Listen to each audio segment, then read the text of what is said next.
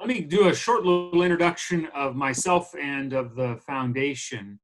The foundation's been around since the mid-'60s and was started by the Kansas East and West Conferences. And for the most part has been a means of caring for planned gifts on behalf of individuals that support their local churches or camps or schools, all different sorts. And we were supported by the conference as part of their apportionment budget for a long time until 1999. That was the last year. And we now are completely autonomous from the Great Plains Conference, in part so that we can serve everybody and that individuals and church investments can be secure in the midst of, especially with regards to human sexuality and the possible changes that might happen now that's been pushed back a little bit farther. I'm a clergy person. Most of my life was as a pastor of a local church.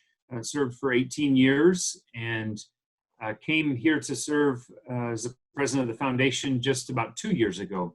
And it's really serving as a local pastor that I found a passion for this work and this ministry. And so I'm grateful to be able to share with you. The last church I served was a congregation in Norfolk, Nebraska, which is north of Salina, 4 hours. And so some of the illustrations and things that I'll share come from that experience. So I'm grateful for the opportunity to be with you today. I want us to share in a time of prayer. And I guess part of our prayer is praying for the current pandemic that we're in, and for our churches and the ministries that you lead, and other churches across the state and across the country and globe. Will you please pray with me? Almighty God, we ask and pray that in these days of Easter, that you might come and meet us where we're at. Remind us that you will not leave us nor forsake us, and that you've sent the Holy Spirit to guide us, to be with us, to remind us of who we are and who you are, and to call us forward into life.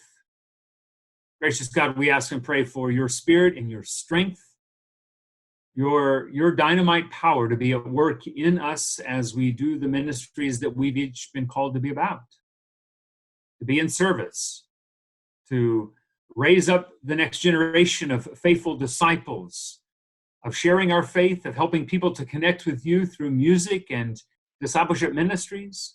We ask and pray that you might continue to lead us today, that we might dream dreams and see visions about how we can help our congregations be mobilized to leave a legacy that will impact the congregations and camps and schools, the ministries that we care about, for those who will come after us.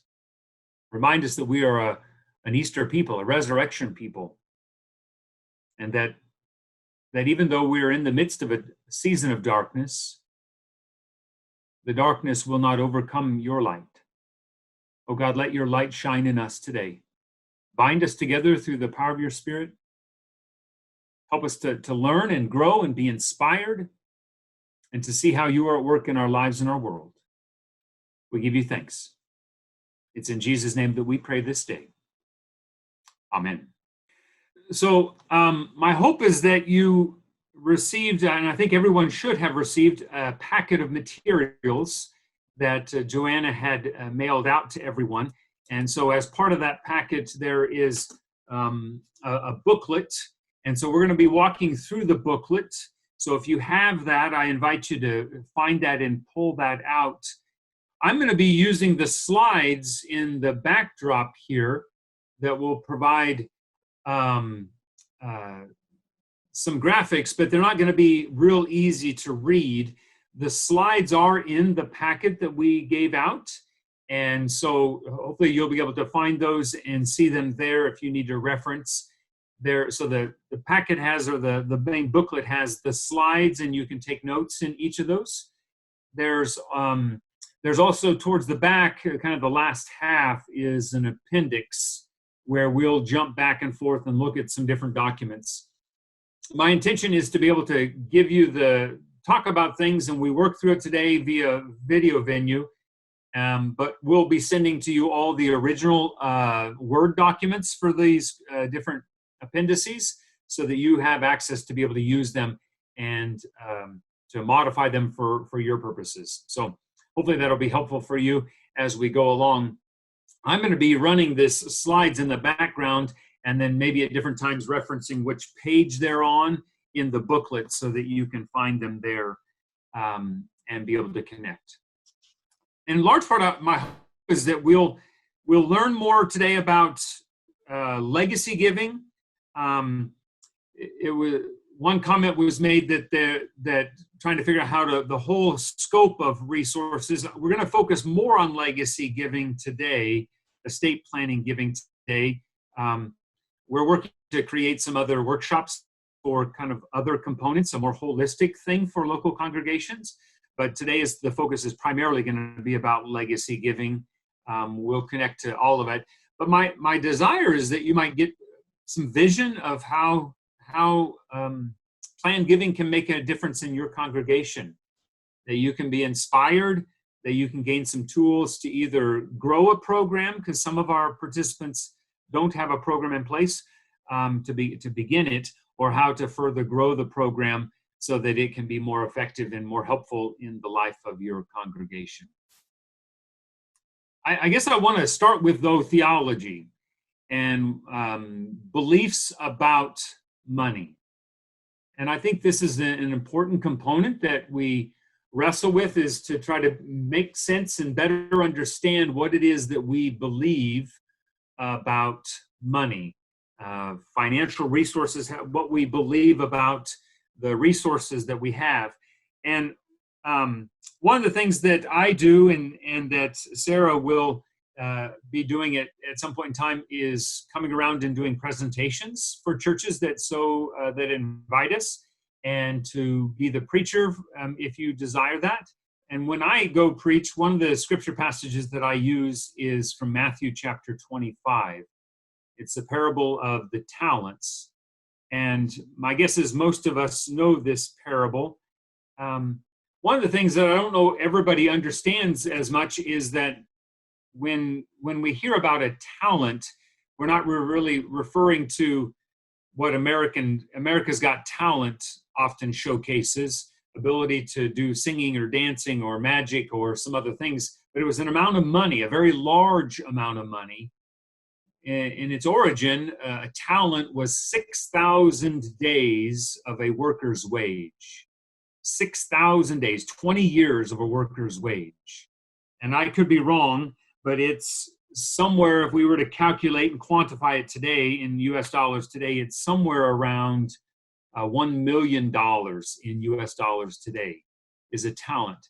And so I think it's important to hear this passage with kind of a large pool of money as in mind. I'm going to read a few of the verses. I'm going to skip a little bit, but I want you to hear this passage from Matthew chapter 25. I invite you to listen for a word that God wants to say to you today. Jesus says, "For it is if a man going on a journey summoned his slaves and entrusted his property to them. To one he gave $5 million, to another $2 million, to another $1 million, according to his ability. And then he went away." And then the passage talks about how each of them, the one with 5 and one with 2, multiplied those dollars. And after a long time, the master of those slaves came and settled accounts with them. The one with the $5 million came forward, bringing $5 million more, and said, "Master, you handed over to me 5 talents, $5 million. See, I have made 5 million more." And his master said, "Well done, good and trustworthy slave. You've been trustworthy in a few things. I will put you in charge of many things."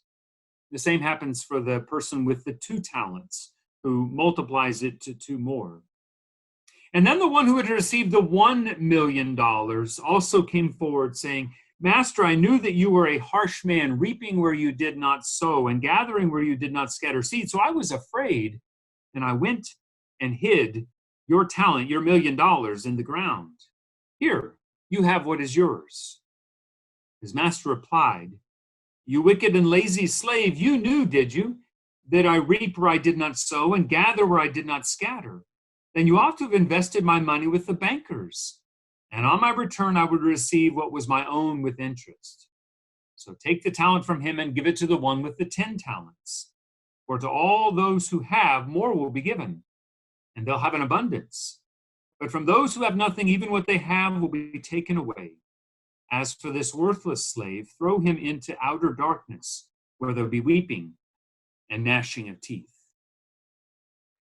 I think there's probably lots of lessons that we could learn from this passage. The ones that I want us to focus on are on the slide that is in your packet or on the screen here, which is really to better understand that the resources that we have are not our own. They're not our own perpetually, but rather we are entrusted with them for a time, and that we're responsible for them. We're responsible for how we use the resources we've been entrusted. Oftentimes we worry about how much we have. We compare how much we have. Even more so right now, in the midst of this time of uncertainty and anxiety, I think this rises to how we stress and are anxious about what we have. And I think part of the lesson that we get in our theology of resources is that it comes from God. We are blessed with it. God seeks to use those resources to make a difference, to make disciples, to transform people's lives, to form them and shape them as God's servants. And that we're called to use what we have been given to make a difference. It's not going to be going with us. And so how do we use it today in the midst of life? How do we use it when we come to the end of our journey to make a difference in our world around us? Paul Wilkie has talked to me, Steve Wilkie has talked to me about the importance of pushing your values into the future. And in some ways, I think that has been something that's formed my work working with families, is how do we help individuals be shaped by the resources that we have and push those things that we value into the future, giving a gift of a lifetime for the causes that we care about. And I think another step is to risk ourselves and to do our very best, to take positive action in ways that make a difference in our world around us. I think that's what happens in this scripture passage. This third person doesn't do that. I think in large part, he is captured by fear and scarcity and what's not possible, and to know that we're called to risk ourselves in ways that make a difference. One of the parishioners at the church where I had served once we had an endowment program organized and operating, she came to me and said, "Pastor, is there any way that I could participate by giving a gift to the legacy fund?" And she said, "I don't have much. I don't have much, and my kids need most of what I have because they're struggling. But would it still be okay if I gave a gift? It's going to be small, but could I give a gift to make a difference?" And that was a powerful experience, to just be able to validate that all gifts that we have, that we're all invited to give of our very best, that God might use us. She wanted to give her very best. It might be less than someone else would want to give, but it was her best to make a difference in the life of that church and in our world around us. And she wasn't captured by her fear, but was rather willing to risk herself with her very best to make a difference in our world. And I think that matters. I think we have to wrestle with, what is it that we believe about money? What is it that we believe about the resources we've been entrusted, and how can we risk them to make a difference? And how do we do that on an annual basis? How do we do that when there are special projects? And the part we're focusing mostly on today is, how do we do that with the resources when it comes to the end of our journey? How do we bless our families? How do we use the resources we've been entrusted to make a difference in the world around us with our planned giving? As I've already said, we kind of have these different areas of giving, and sometimes people have called them the different pockets of giving. I think that's fine. It's just these, for the annual receipts that we receive, new income that we get, How do we use a portion of it to give to God through the life of the church and other ministries as part of our annual stewardship process? I think we as churches have done fairly well at this. This is an area that we have excelled at. I think we're finding new ways, given COVID-19, of doing it in a new existence and new way, engaging our lead giving families, finding electronic versions for people to give. But this is something that generally we've done fairly well at through our operating budget. We've also done fairly well over the course of history of capital campaigns. A congregation, or thinking of the pool at Camp Horizon, we've done well at raising funds to be able to do special projects and engaging individuals to invite them of the resources that they've accumulated. How can they pledge to make a difference with those resources, to give above and beyond their normal operating giving, to do special things that we need to further the ministry and mission of the life of the church. The area that I think we've not performed as well, although some of our churches that are here have planned giving programs, foundations or endowments, but this last piece, this planned giving, I think we have so much area to grow, to be able to engage our people.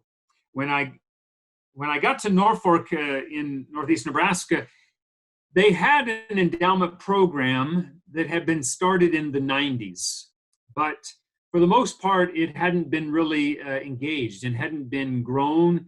No one was really talking about it very much.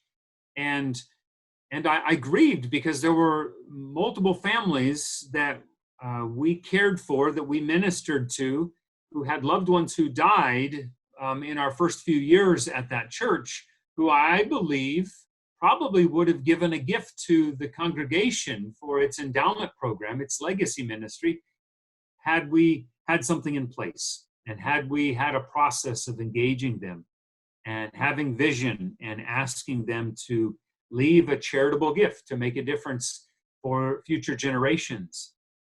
I remember one family very vividly. They were faithful givers in the life of the church. They were one of the lead giving families. They were passionate about the congregation. The church had done a capital campaign, and they were a strong participant in that. But they did not, no one had asked them to leave a gift to the endowment program, and they didn't give one. And I think we have a great opportunity to develop a process, and even now, this may be not the right time to be going and asking someone to leave an estate gift. We have some other things that are weighing on it, but we can get the components in place so that we can further and grow that ministry more effectively for a future time, and to have vision and dreams for how we do that. And one of the things that we put into the packet is right in the middle. It's on page number 26, and it's a theology of giving, and it's adapted from John Wesley. The actual content comes from Clayton Smith's book Propel, which is Clayton Smith is a recently retired clergy person. He served at Church of the Resurrection as his last placement of ministry, appointed ministry in active time. But he wrote a book about Propel, and in it has this statement of theology of giving. And so my encouragement for all of us is to wrestle with what do we believe about money, and is our security related to our money? And sometimes we in our culture are tempted to tie our security to our money, as opposed to our security is driven by Jesus Christ. But what do we believe about money, and how are we acting in a way that aligns with those faith convictions? I found as a pastor, if I wasn't tithing of my annual gifts, I wasn't in a place where I could ask others to tithe. But if I was tithing, I felt this ability to go and engage people. Sometimes it's about going and talking to persons and inviting them to give to some project. And that only happens if we're also living it ourselves and inviting them to join with us.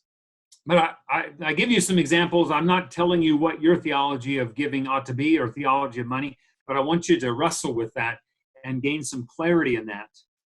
And I want to share with you one of the resources that I found very helpful, which is a spirituality of fundraising by Henry Nouwen. This is actually a collection of different presentations that he's made, and a person from Upper Room in Nashville that brought some of those together and brought kind of an edited version. But on one of the pages in the preface, actually, the person who drafts this series, John, writes, like many of us, Henry Nouwen's vision began with the notion of fundraising as a necessary but unpleasant activity to support spiritual things. And that might be where some of us as church leaders feel. But his passion for ministry and for living from a spiritual motivation led him further and deeper until he could finally say with conviction that fundraising is first and foremost a form of ministry. In his short talk, Henry is on fire and passionate about God's kingdom, and he offers this motivation by the Spirit of God, a new set of glasses to see and live their fundraising ministry as integral to their mission. Fundraising is as spiritual as giving a sermon, entering a time of prayer, visiting the sick, or feeding the hungry. As ministry, fundraising includes proclamation and invitation, as well as conversion. Proclamation, invitation, as well as conversion. He goes on to say that you're proclaiming a new world and a vision and a ministry that will be changing people's lives through the life of your local context. And you're inviting persons to participate. You're inviting them into that relationship as a means of proclamation. And as persons risk themselves, they are transformed. And you as a person that's raising funds, also giving of your own resources, you are transformed. And I think it's a different way of seeing it. Oftentimes persons are very hesitant to talk about money or to ask for money. And I think that is led by our culture that says that this topic is one we need to stay away from. But I think it becomes very vital for persons in leadership roles in our churches to be able to speak about money and to invite others to be able to give. So when I got to Norfolk, one of the congregation was towards the end of a capital campaign, and we ended up finishing that capital campaign and paying off a debt. And I had a couple parishioners who, because I started talking to them about resources and thanking them for their giving, I had one family who had significantly grew their giving during the project.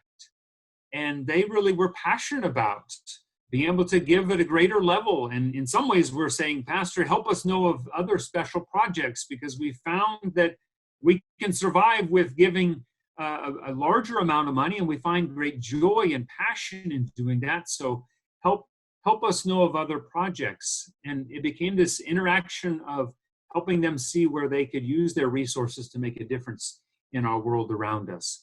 And I think finding ways to grow in our ability to talk about money and engage persons with their resources to make a difference, which applies to all three pockets or areas of giving, all parts of the stool, as Levitt Weems describes, but it's also most especially in relationship to estate planning. I find that it happens more often when we personally engage people, and we'll talk about that in a bit. Mainly, I want us to think about what is our beliefs about money. How can we take responsibility for the resources we've been entrusted? How do we risk ourselves? How do we make it possible for others? On the last of this slide, I use a statement that I think is profound about placing into God's hands the whole of who we are. The Wesley Covenant prayer is a powerful one that we sometimes start the year off with. I am no longer my own, but thine. Put me to what you will. Rank me with whom you will. And with all that I am and all that I have, I honor you. I think it's a powerful statement that we might continue to find ways to live and to practice for our ministry in our local congregations and in how we help persons leave a legacy. I want to move to talk about vision here for a moment and to talk about how that makes a difference in the life of our congregation. One of the observations that I have learned is that people are most interested to give of their hard-earned and saved resources when they have some sense of how it's going to make a difference, which I think maybe is where it's a little easier for us as individuals and churches to facilitate annual gifts, because we can show this is how the ministries are happening, and this is what we're doing to change people's lives, and this is how we're helping with the food bank, or this is how we're organizing a set program to make disciples and to grow young people or to form us or to worship God. Those seem to make more sense, and it's a little bit easier to tell that story, although it's still a vital piece that we have to work on, is how do we tell the story? How do we cast a vision? How do we help people see the impact of their resources? It also plays out in legacy giving. And so how will we use the legacy giving ministry to make a difference in people's lives? How do we help individuals see possibilities and give towards them? And I think that's where in your process of developing a legacy program, you have to gain some more clarity about what's the purpose of these dollars and where is it going to go and how will it make a difference.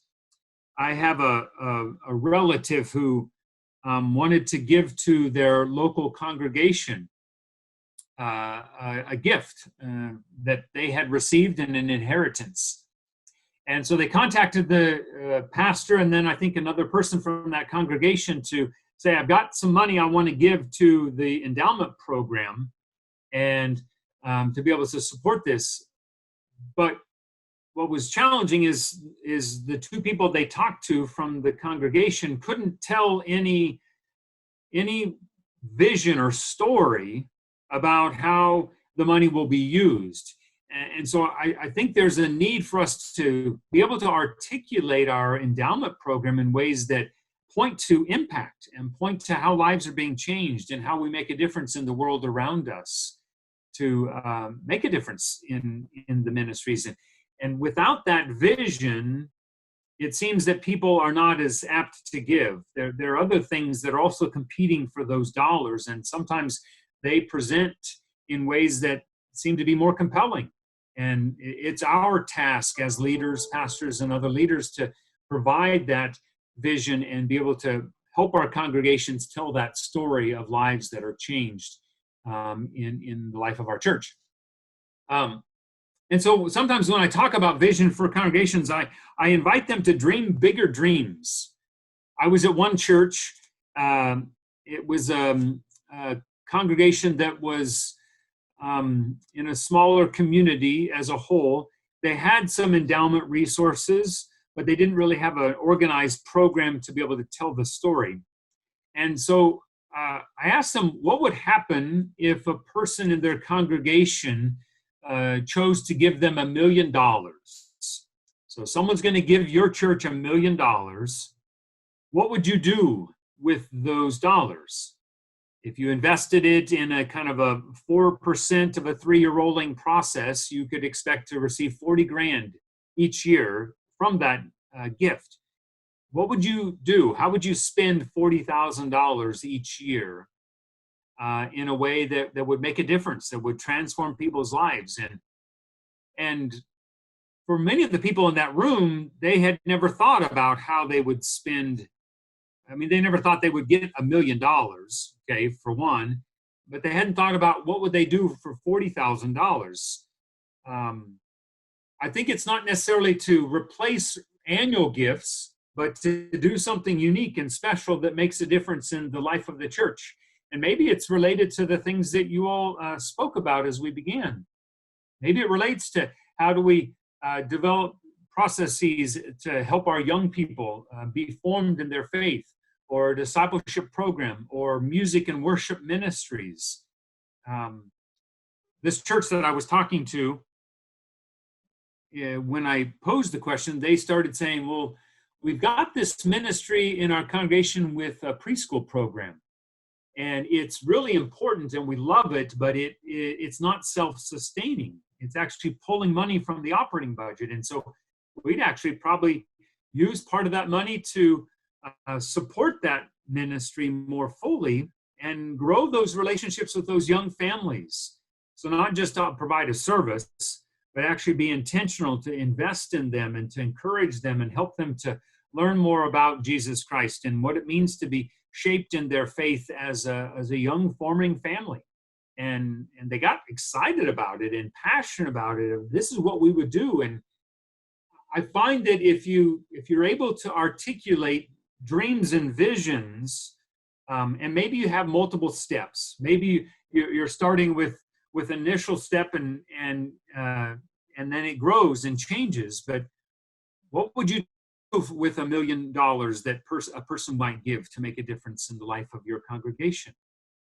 How would you change lives with a gift that would come?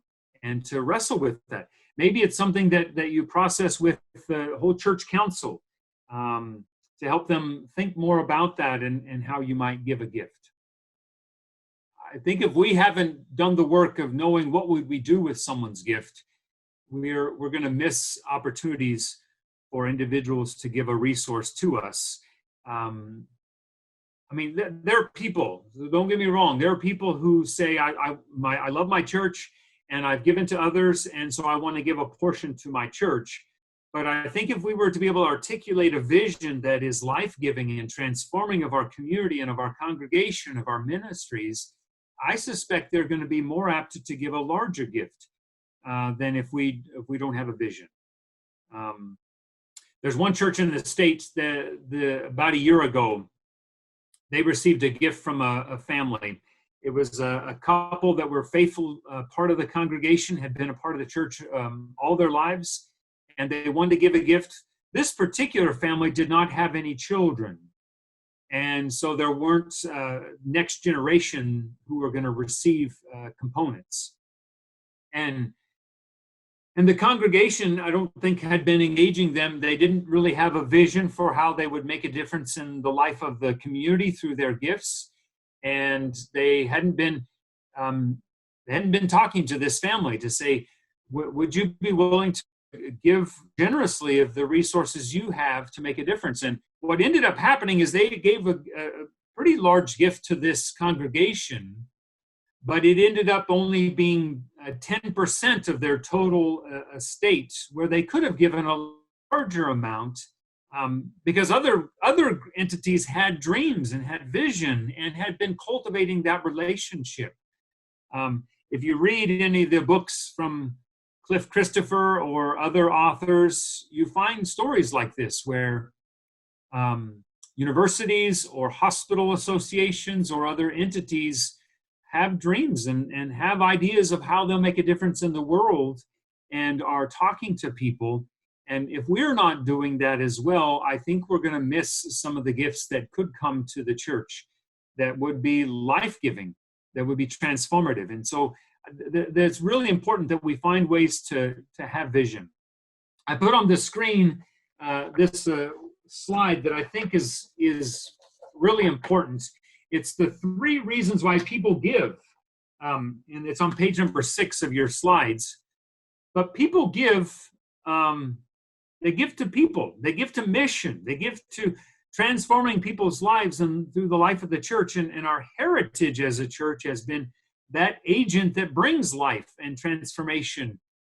For the most part, we're the entity that started a lot of schools and hospitals and different ministries.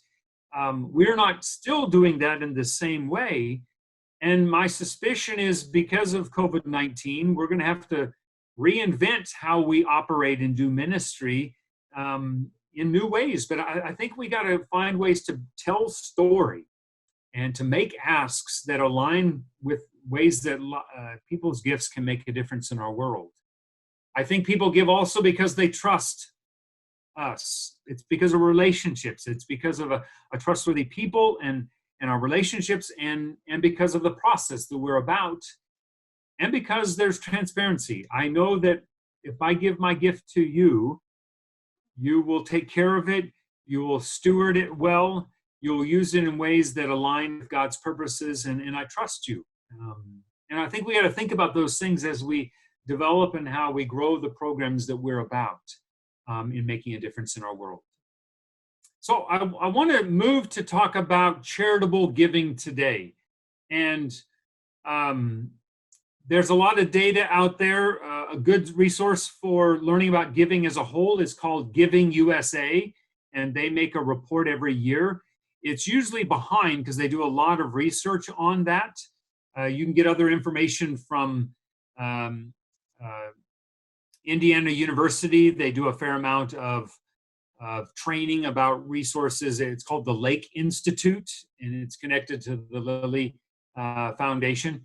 But one of the things that I found helpful is this sense of giving by us as a country. In 2017, as a country, we broke $400 billion as an annual giving. And I thought that there was a good chance that it might go down in 2018 because markets performing worse and other kind of changes. But in fact, in 2018, giving went up. So in 2018, we gave, all the entities together gave $427 billion. There's a graphic in your packet, and it's actually kind of hard to read. I'm going to show the graphic here on the screen, and hopefully can be able to make it a little easier to see. Nope, that's too big. $427 billion were given to charitable causes in 2017. And as it says, it was a year of complexity, in part because the total number went up, but the number given by individuals actually went down. I think I put in the packet notes that I was surprised that giving went up. It wasn't because us as individuals. It actually went down, which is largely due to the fact of the change of the standard deduction for giving. And I know as a pastor in a local church, I had some families that gave early at the end of 2017. I remember one family, they gave their 2018 gift late in the year in 2017, kind of, if you will, pre-giving their gift so that they could take advantage of the tax itemization that was possible in the previous year. But as a whole, it went up. The big contributor was the giving that came from foundations to support different charitable causes. As you can see on this right side, religion is still the number one recipient of the gifts that are coming from foundations or individuals as a whole. However, it has declined, and it has been declining and continues to decline. But almost not quite 1/3 of all giving goes to religious causes. I share all that just to help us get a sense that people are very generous, and we have a culture of significant generosity, and there's a lot of money that is given each year. And maybe part of that learning is to understand that there's also greater competition for the charitable gifts that we might receive, and gives a weight to the need for us to ask for gifts and build relationships and tell stories and have vision. That if we're not doing that, there are other entities, other 501c3 entities that are, and we're over the course of time are losing portions, market share, if you will, of those giving dollars. And for us to be able to have the resources to do ministry that we lead and facilitate, we have to continue to adapt and find ways to be helpful and relevant. But the giving that we're talking about is really about changing lives. It's about how do we make disciples of Jesus Christ? How do we change lives? How do we transform the world around us with the resources we have, and be able to paint that picture and tell those stories and invite individuals to give is vital in all aspects of our giving behavior, but also for our legacy giving and how we can think about the gifts that people might give as part of their planned gifts is important. So I want to share some information with you. I'm actually going to share a video with you as well. One of the United Methodist institutions, the United Methodist related institutions in Kansas, is the Kansas Health Foundation down in Wichita. And in about 2010, I believe it is, they partnered with Wichita State University and did a fair amount of research to better understand the transfer of wealth of people in the state of Kansas. And to invite, it really was to invite individuals to give generously of their resources to make a difference in communities all across the state. There's an organization called the Kansas Association of Community Foundations. And they actually created a video some time ago, and it's a powerful video that talks about the importance of being able to give generously to make a difference for those who will come after us. And so I'm going to show you a video for you. It's on YouTube. You could get access to this if you want to see it again, but it's called Keep 5 in Kansas. So we're going to watch this.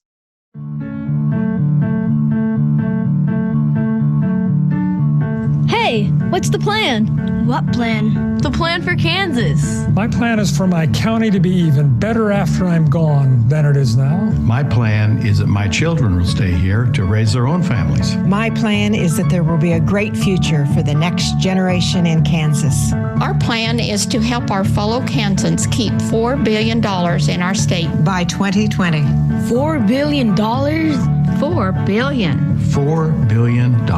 How are we going to do that? Here's how. About $79 billion from estates and legacies will be transferred from one generation of Kansans to another by the year 2020. $4 billion is 5% of that transfer of wealth. The interest on this capital can generate millions of dollars each year for our communities.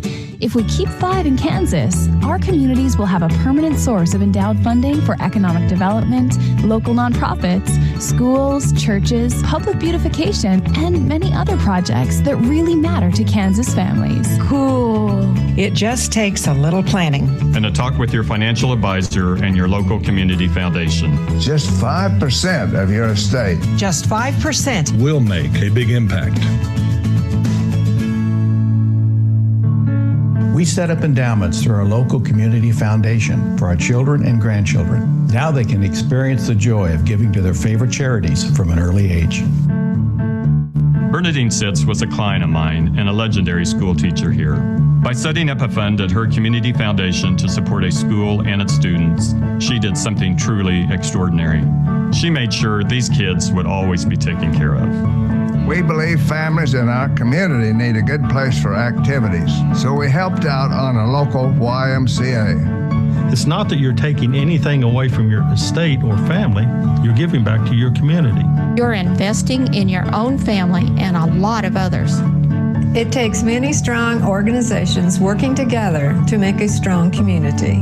We endowed a donor-advised fund that lets us contribute in many ways to the future of our city.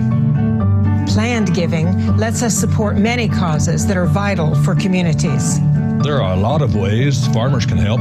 For instance, a gift of grain can benefit their business and their community. Marga Ebel, a retired teacher, endowed a fund with our community foundation. Now our local kids can get good dental care, even if their families can't afford it. She really made a difference for a lot of kids. Wow, those people have done a lot of good things. Awesome. Think about what matters to you. Make your legacy count. Let's all pull together. Let's do this for the kids. Just a little planning will have a big impact. An impact on my town. On my state. On my future. Keep 5 in Kansas!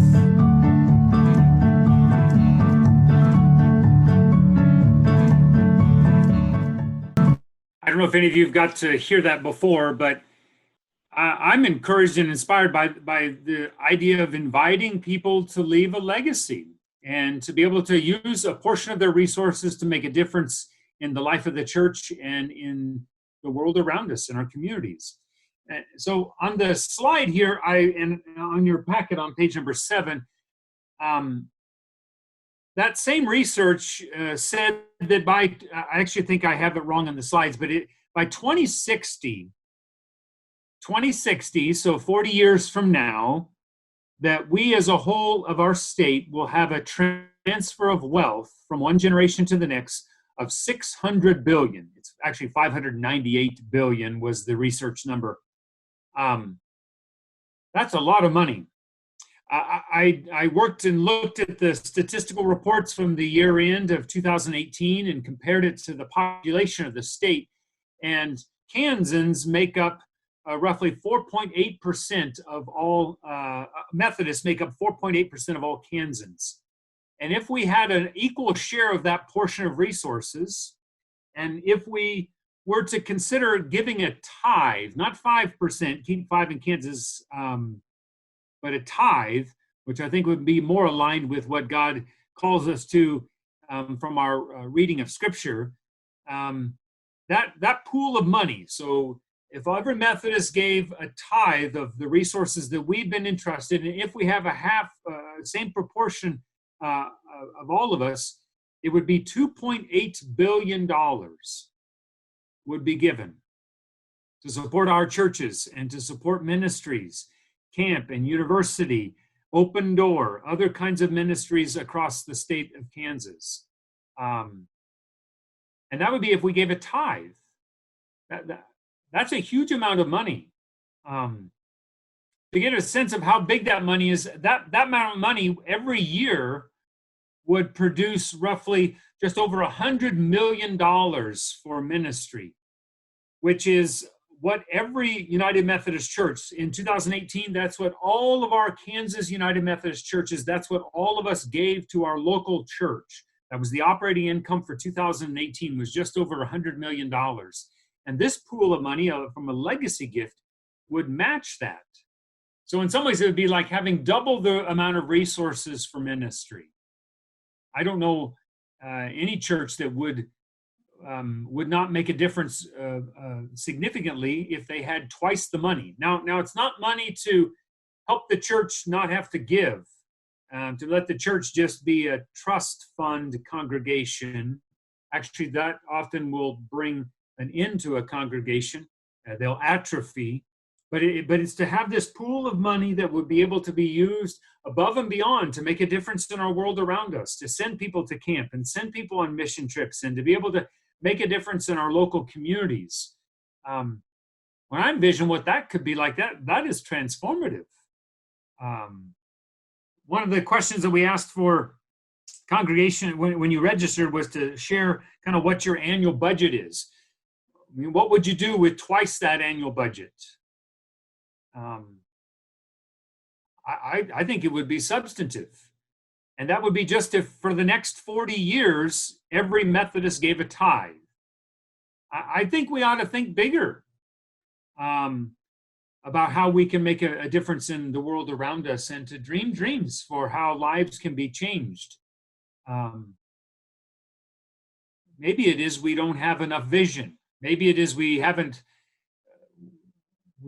not gained clarity for people, and we haven't made a process for people, and we haven't made asks of individuals to leave a gift that will make a lasting difference in the life of our church and our communities. I think the church could be a beacon of hope in our different expressions to the world around us if we were to find ways to cultivate and help people leave a legacy. We hear Apostle Paul say in 2 Corinthians chapter 9, and God is able to provide you with every blessing in abundance, so that by having enough of everything, you may share abundantly in every good work. I think it matters, and we need to figure out processes so we can help individuals leave a legacy gift that will make a difference in the world around us. I want to pause and see what kind of questions or or feedback people have before I move into kind of working in the structure of setting up an endowment program. So I don't know as I have an answer. I'll preface this, but I wonder if you do it in staggered, dreams. So, and I would align it with stuff that they're most passionate about now. So that's where that other story of a similar kind of context, they already do a children's ministry, preschool daycare program that is really important to them. So we aligned it with that. So I wonder if there are things that they're passionate about that is life-giving that you could talk to them about, and maybe it's a smaller kind of sense. Maybe it's sending people on mission trip, or I don't know what it would be, but start where they're at. I wonder if another step would be to engage some of the persons who are most generous of their resources and invite them to dream with you. So it might be more of engaging individuals of what are they dreaming about. And because I think if they're on board, if they have a little bit more resource and they're normally giving as a large chunk of the annual gifts, and they might give a larger charitable gift upon their death, inviting them to see what they're passionate about, and maybe that would be a place to start. And I think starting where they're at, and it might be that, it might be that they can't see bigger dreams yet. So how do you get them to do a first step, and then as they're growing in that, see something bigger beyond that? I think sometimes it does happen, and I don't know if that is driven based on people believing that we should just be surviving and just getting by, and having that kind of a scarcity mindset that's driving us. But I think, the way I would respond is to point to what we can now do because of this pool of resources. So if you think of having cash in the bank account now, you don't have to pull from other investments because of liquidity issues when the market is down. And if you do have a pool of resources that can be a sustaining thing during a decline, I think that's life-giving. I think if you get to where you're, and you maybe part of it is showing a total revenue for the operating budget. A third of it or a portion of it comes from this pool of endowment resources that allow you to do above and beyond what you ever could have done before. Others from apportionment monies, other from revenue from like camp fees and stuff like that. And talk about the bigger picture. That there is a church in Arkansas that I have learned about that a family gave a very significant gift where it fully covered their total annual operating budget. And so there was no need for anybody to give.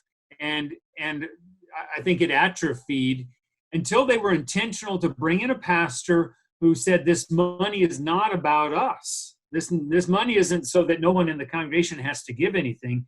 It's really so that we have this pool of money to make a difference in our community and to help people grow in their ministry beyond them. And so when they started giving the money away, all of a sudden that congregation started finding life and growing again. Figuring out how to invite people to dream bigger dreams. So one of the persons that has done some training for me has set an initial kind of goal. This person advocated for 5 times your annual budget to be your initial endowment goal. And so for Countryside, if their annual budget's close to $1 million, it'd be $5 million is their initial goal. But I think you still have to have clarity about what will you do with that money. If we're going to ask somebody, we have to know how we'll care for it and how it will be used to make a difference. If it's, and we're going to talk in a moment about, or this morning, early afternoon, about kind of steps. And I think setting it up so that it doesn't just become a trust fund for the congregation, but really allow the congregation, aligned with its vision, to do what it couldn't do otherwise, to be a resource to go above and beyond, is really important. So let me move to talking big picture about kind of creation. And I know we're at different stages as different churches. Across the state of Kansas, we have some congregations that have lots of different funds. So we've got a Dustin Petz fund, and I get to decide where the money goes, and I give you my contribution. And then we have other congregations where they pool it all together into one big bucket that is used for endowment, or that is the legacy fund, or some other kind of thing. I think it's important to create a process that you can receive good, small and large gifts and be able to use it most effectively. So I have an illustration here on the screen with a big picture process. And when I got to Norfolk, they had a bunch of different funds. And unfortunately, some of them were very specific. And one of the challenges was they were specific and there wasn't enough money to do what the original donor wanted to do. And so we developed a process. So we kept a lot of the old funds as they were because we couldn't go back and change them. But we created a more sustainable process going forward and tried to work on growing that in a way that would be life-giving for future gifts that we might receive. And so we developed this process where different gifts can come to a common pool.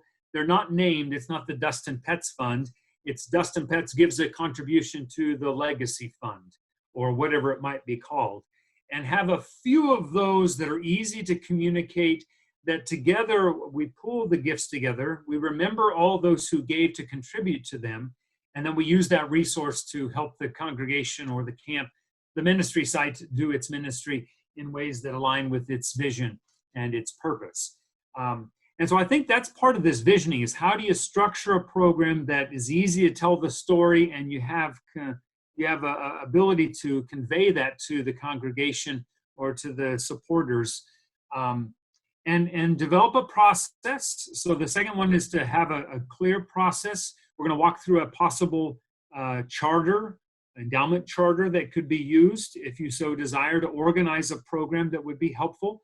I think having clarity of this is who was responsible for this is how the money will be cared for, this is how it will be deployed. Sometimes there are problems in congregations. Someone gives a gift, a big gift sometimes, and then everybody has a plan for how that money will get used. And you get a fair amount of conflict between the different individuals, instead of being ahead of that gift with kind of a plan for how you can make a difference with the resource. Be able to develop a process to engage people. Unlike a capital campaign that is, a couple years long, or if you have a longer term debt, you continue to that. Endowments are long term. They're ones we get going, and we have to continue to engage. And I find that people are at different stages in life, and maybe they're not ready to look at their estate plan or to update their estate plan until a later stage. And so developing a process that keeps it before individuals is important. And to remember that like as we hear in 1 Corinthians, Paul planted the seed, Apollos watered it, but God made it grow. So there are times when we'll invest. I mean, if I think back to Norfolk, I did a bunch of work on their endowment program that did not produce a resource while I was there. And that's okay. I trust that God is still at work in that church, and for those who will come after me in leadership and in ministry. And so you do your part along the way to make it possible. So I'm going to start working through the kind of some specifics. And again, I realize that some churches are at different places in this. And what I did at Norfolk was to reorganize their endowment program to help it become more helpful and more effective in doing its work. And so that might be a place where you need to be, or you might become at some point in time.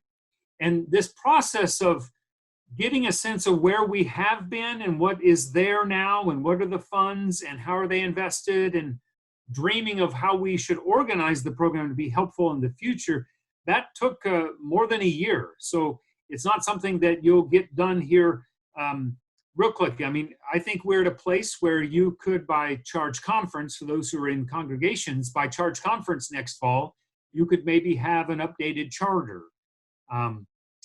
I've been working with one congregation for about 6 months who had a charter, had a bunch of different separate documents. They have a program. It has $1.5 million in their endowment program at this congregation, but it needed to be updated. And so we've been working on the different entities who are responsible, trying to recreate a new process going forward and how we can transition from where we've been doing things to where we think we ought to go to make a greater progress. And let it be more about the engaging of people and distribution of the money than about just maintaining the money. Sometimes churches, if there's a susceptible spot, it is worrying about the money as opposed to engaging new prospective givers and being able to tell the stories of lives that are changed with the money that we already do have. Because I think that matters. We have to show results from the money that people in the past have given us for new people to give.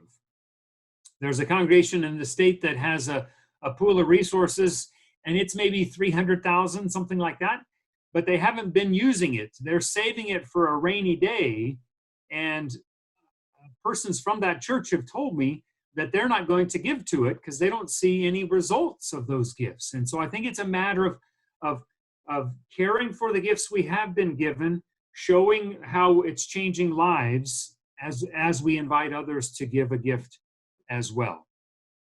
So I think it starts by having this faith conviction that God is not done with us, and that we believe that God still calls us to do ministry, and we see a future, and we see a need for the resources of the people in the congregation and in the supporting group to be able to give a gift that will be enduring, that will last, that will make a difference in generations who will come after us. I think it comes also from a place of gratitude. Being thankful for those who've gone before us and who have given generously to make us who we are and to bring us to where we're at.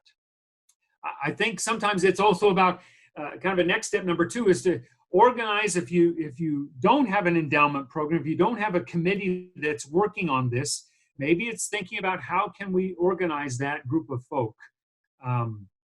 If it's a local church, Book of Discipline says the Board of Trustees are the entity that's responsible for any bequest or endowment resources.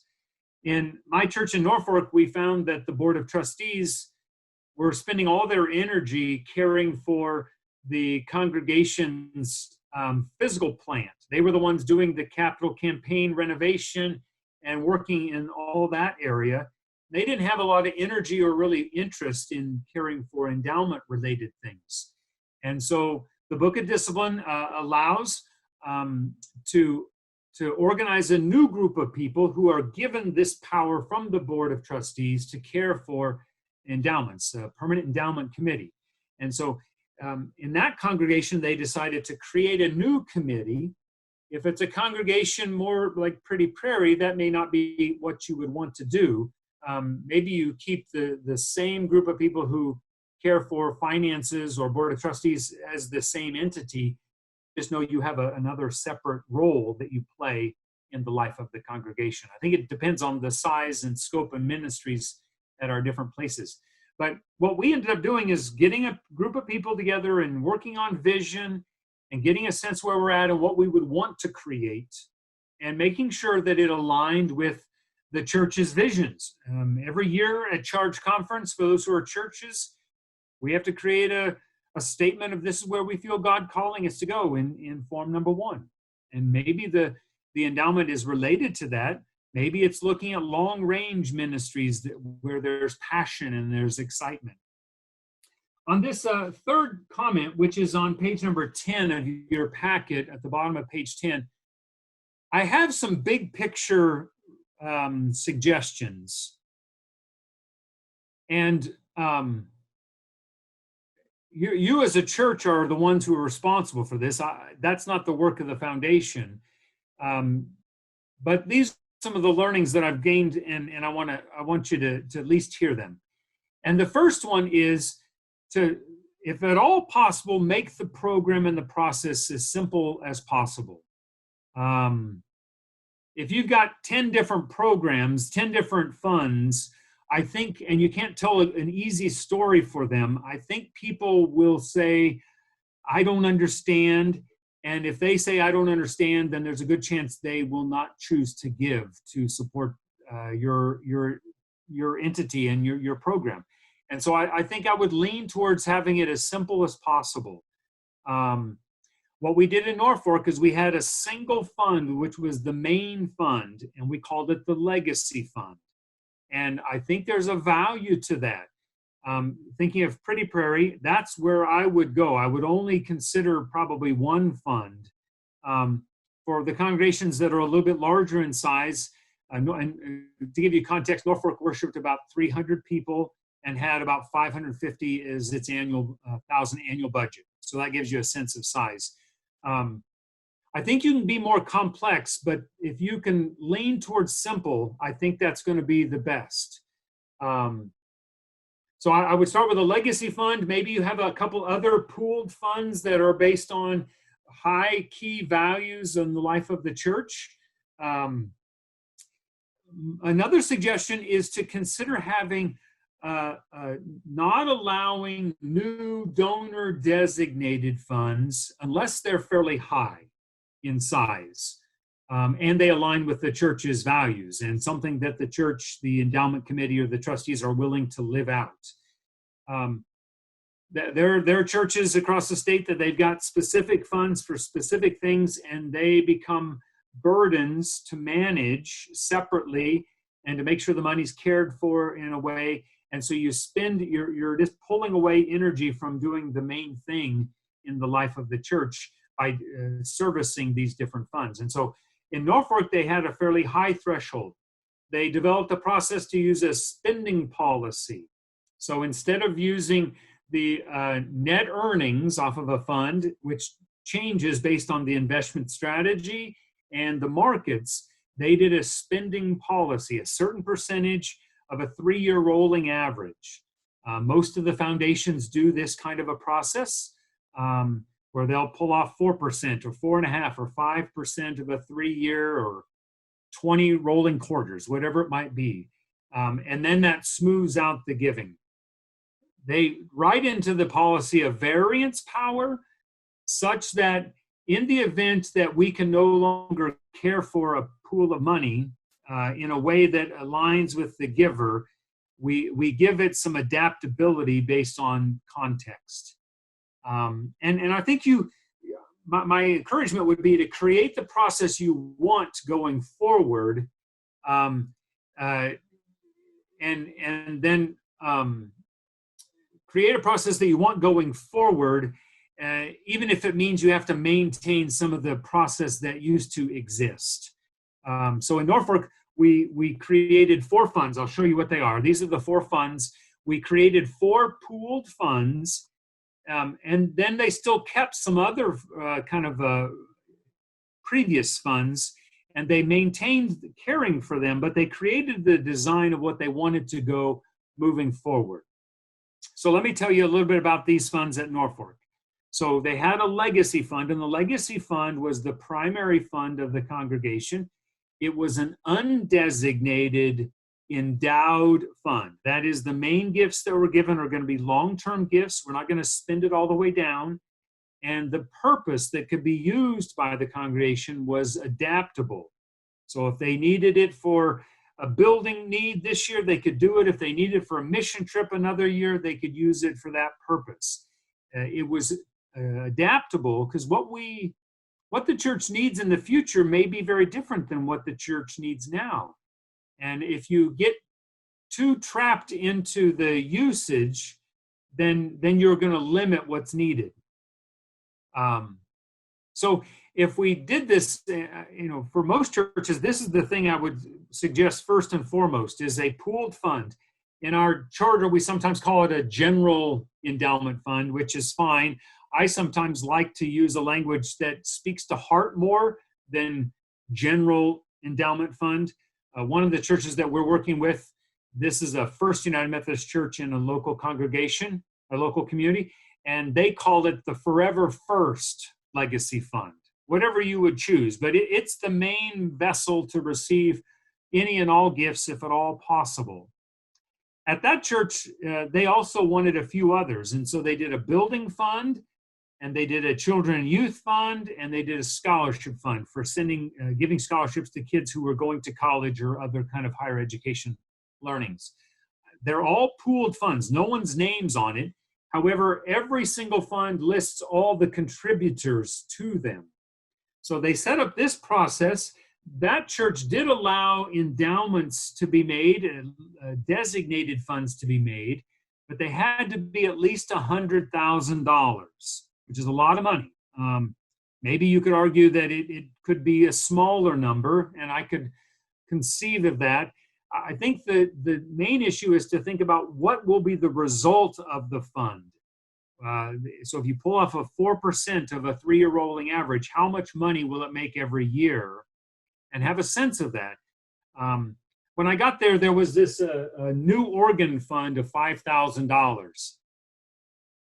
You can't buy a new organ for $5,000. And this congregation didn't need a new organ. So they were kind of in this place where there was this pool of money that was given. They didn't need a new organ. When they come to maybe need a new organ in the future, they may not want a new organ. It may be more praise style kind of music that they need. And so the fund just didn't have a ability to serve well. And I mean, a new organ is probably $250,000 at least or more for that kind of a context or others. So it just didn't serve well. So they allowed designated funds, donor designated funds, but it had to be at least $100,000. If you were giving a scholarship, I probably, if I were leading in that context, I probably would say it'd be okay to have a smaller fund if there were people that were really saying we've got to allow a smaller amount. But for the most part, we made these large vessels, these large buckets that could receive any gift. So if someone wanted to give $20,000 or $60,000, not the 100, we could still put it into one of these vessels and it'd be used in ways that align with their purposes. I think that's important, is to create a process that can be life-giving and can set yourself up for good communication. As I shared before, a couple of the churches that we care for their funds as the foundation, one of them I'm thinking of has like 15 different funds, and it's hard to tell the story of where are we going with this endowment program and how will those monies be used. And I think there's a value to create a process that is life-giving, long-term, and aligns with vision, and maybe that means simpler will make a bigger difference. So one of the conversations that I know happened at my church where I had served in Norfolk, I had a parishioner say, I don't want to advocate for that high of a threshold. I want the threshold to be smaller, more like $25,000 or $50,000. And I think that could be okay. The main issue is their ability to manage those dollars in a way that can be life-giving for the congregation. If it's really about having their name on the fund, these bigger pools that we have, every year at Charge Conference, we named who all the contributors were to it, so their name would be included in that. I think it's a debate that is challenging. Is how do you set yourself up to be most successful? And maybe it's another process of giving naming for, if you will, and colleges and university hospitals do this where they have naming rights, or you validate different sizes of gifts. If that's the need, then I think there's other ways to do that than having all these different funds. So I would still recommend having a higher threshold. I found that most of the gifts coming from the congregation members fit into one of these 4 buckets for the congregation. And then it gave more latitude. Let me tell you about one of the churches that I pastored. This congregation had a $1.5 million gift in their fund, their endowment fund, and it was a legacy fund kind of style. That is, it was endowed, but the purposes were undesignated. And then the congregation every year, the endowment committee, would receive from the congregation different ideas about ways that they could deploy the money. And so maybe this year we're working on we need a new roof. And so we're going to let the endowment fund be a lead contributor to the new roof. Or maybe we're doing a new mission trip, or we've got a growth in some ministry that we want to be able to serve. And if it was this year in that particular church, my suspicion is they're trying to figure out how to help people who are hungry and help people who are in need locally with food. And so having a undesignated endowment fund that could be adaptable, I think is super life-giving. It's really saying, we trust you, church, to do what you need for doing ministry in ways that make a difference. Instead of saying, this is how God has encountered me, and I believe that's the way that you ought to encounter God, you're giving a gift, an uncommitted gift to a future church or a future camp that might be able to use to serve its needs as they change, and really making a statement of trust. And so I think there's values to it. I have some congregations we're working through this process, and they decide not to have designated funds in any way. So if any gift comes in, it goes into one of the bigger pooled gifts. And so I think that's a conversation that you can have. We're going to start by looking at the charter, and this is just a draft charter. When I came, we as the United Methodist Foundation had multiple different documents that we were helping congregations or entities work with. And I found that it'd be helpful if we had a single document that tried to cover all the various conversations and to be able to bring it together and give an updated version. And so the charter that we're going to work our way through is starts on page 27 of your document, and it's a template, so it doesn't have to be how you do it, and I can give it to you in its digital form, and so you can edit it in ways that is most helpful for you in your context. So I'm going to jump to it, and I'm actually going to share my screen so that you can see the document as I walk through it. And so it's just a generic one. It's made in Word, and you can use it to be adaptable for your context. I think it would work fine for Camp Horizon as well. I think this would be something that your congregation or your pool of leadership people could bring to Charge Conference. So what's here is the full charter, and then after that is a resolution that could be used at Charge Conference to empower a group of people to serve in this particular ministry and to have the charter give guidance. The first section is really about how to, what's the purpose of the endowment program? And I think this gets to how you set it up. Some churches actually set it up such that the endowment goes to support specific aspects of the operating budget.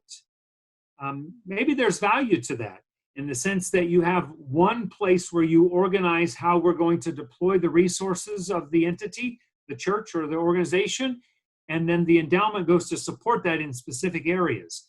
The way the charter is written, though, is to draft it in a way that supports ministries above and beyond the normal operating budget, that it's not supposed to be there to support the church's ministry. The congregation is to do that. This is to help you do other things. What we did in Norfolk is, like, for instance, we had a mission trip, and the Ziegenbein Family Fund, which was about $150,000, it gave $6,000 every year to support a portion of the mission trip. So the budget would support a portion, and this endowment fund would support a portion, but together they went towards helping a mission trip happen. So I think you draft in there the kind of, this is all the purpose and how we're going to structure ourselves.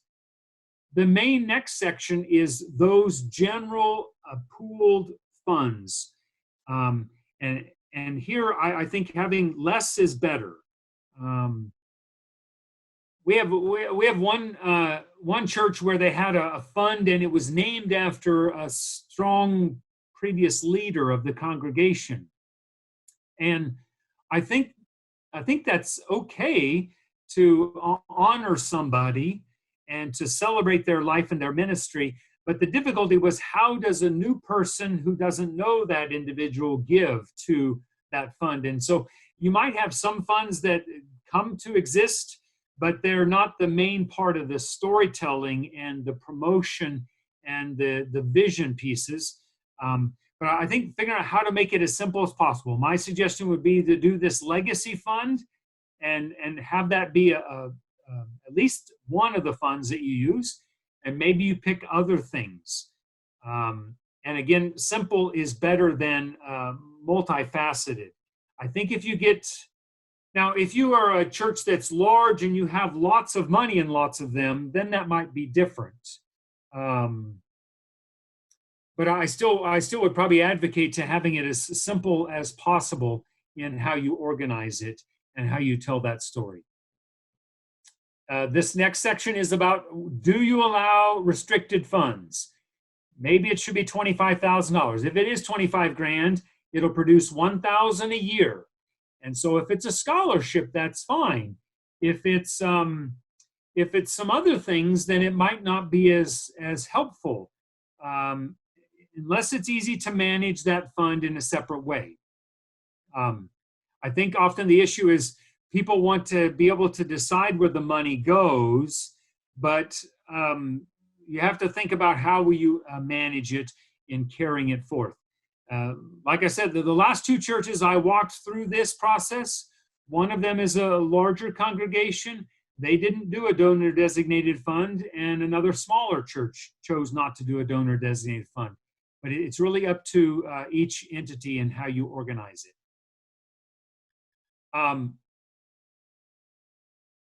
Some of them allow sub-funds. I probably would, if I were working on this, I probably wouldn't allow that. So one of the issues is how do you get, so if you do a donor restricted fund, how do you get it to be large enough? So I'll tell you this story of one family in Norfolk. So this is a very generous family from the Norfolk congregation. And when we did our presentation, we did a meeting to help explain and walk through this with the congregation before we had church conference, so that they could ask questions. And the guy came up to me afterwards and he said, I think $100,000 is too much. You shouldn't have it that high. It needs to be smaller. And I heard his concern, and the congregation still went ahead and did it as we had designated and decided. And then he came back later and said, I want to, he grew his gift to be at least $100,000, and he wanted to set up a fund. So he set up a fund for he and his spouse. It was actually they set up two funds, and they at least were going to have $100,000. So they were going to put money into it during their life, each year a smaller amount, with the written into their estate plan that $100,000 would come to each of those two funds from their estate. And so I could see, legal direction that larger monies are going to come in to fully fund this at $100,000 or more, but they wanted to be able to support it along the way as well. And so we set up the funds, and then they would give to it every year a smaller portion. Maybe it's $5,000 or $3,000. And then upon death, these larger portions would come in. So we allowed that, but for the most part, most of the funds that were set up all went to those larger pooled funds. Then there are other questions that are in here about how do you manage the fund? That is, who's responsible for caring for the money? Who has the authority by the congregation to service it and decide how the money's spent, how to invest the money? And so you lay that all out in the actual document, and to do so in ways that align with the Book of Discipline, most especially in the way of how we invested in ways that are aligning with the social principles. Here in D, it talks about who makes up the committee. I keep finding this is drafted, the one you have in your packet, on page number 20, on page 30, 29 and 30. No, I'm sorry, 30, 31. It's drafted such that you might have a committee that lasts longer than most of our normal rotation of committees. Most of the churches I work with change this section and make it to be not so long, in part because they didn't want to they didn't want to have this be operating separately, and so they organized it in a way that would be consistent for all the other committees in their normal rotation. But the way it's drafted is to have it be organized for a longer term, because a lot of this work is long-term work, and it needs to be cared for over a period of time. You can draft it however you so desire. I think that my hope is with a congregation engaging the charter, it will give some, by setting up the policy, it gives you as a committee and you as a congregation some guidelines, and then you can lean on those instead of having to make decisions yourself. You can say, oh, I'm sorry, the Board of Trustees have, or the congregation has established this policy, and so you don't have to own some kind of barrier.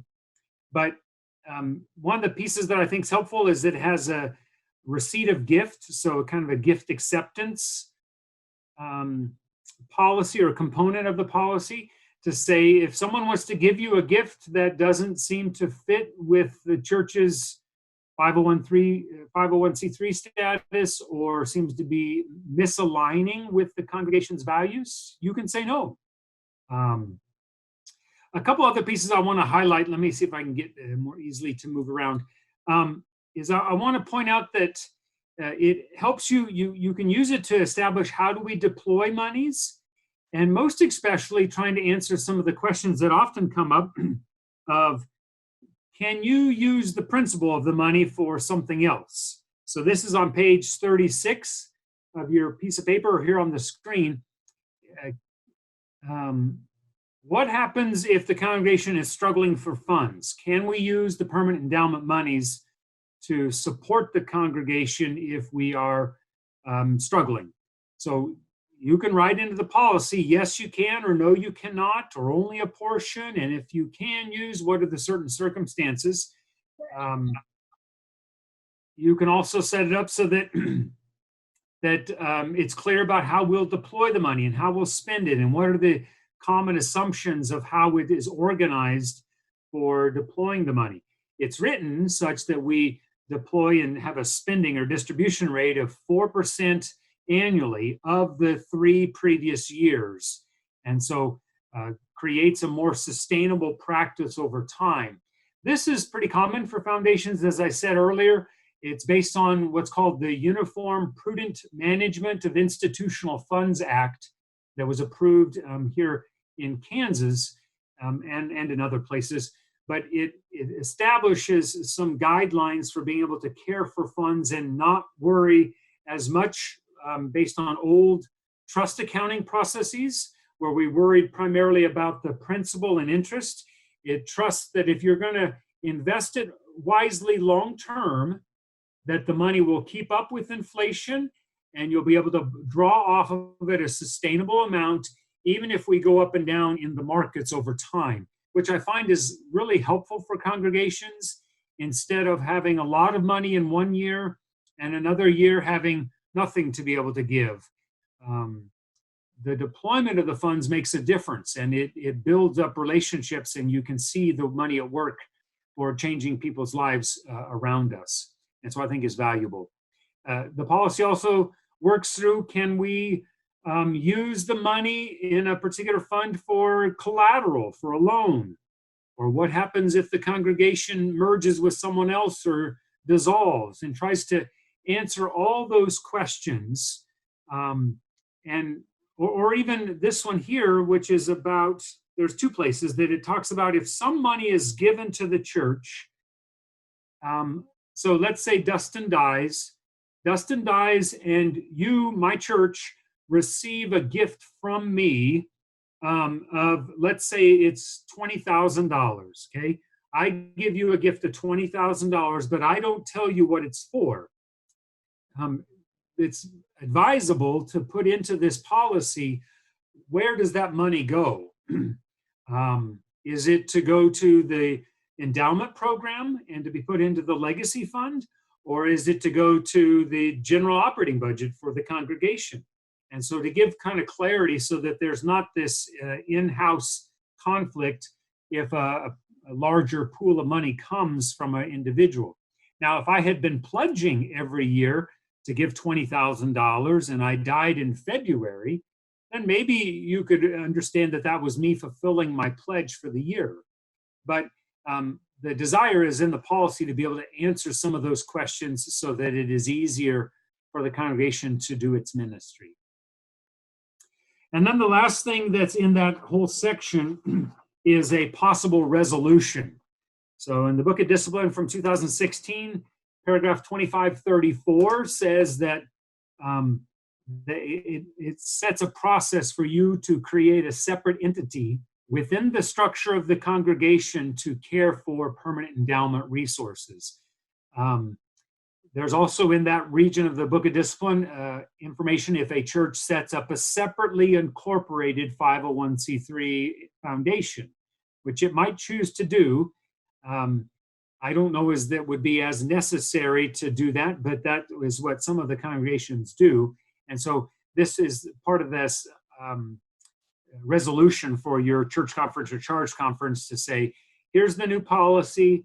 These are the people that are going to care for this ministry. This is what their work and role is in the life of the congregation.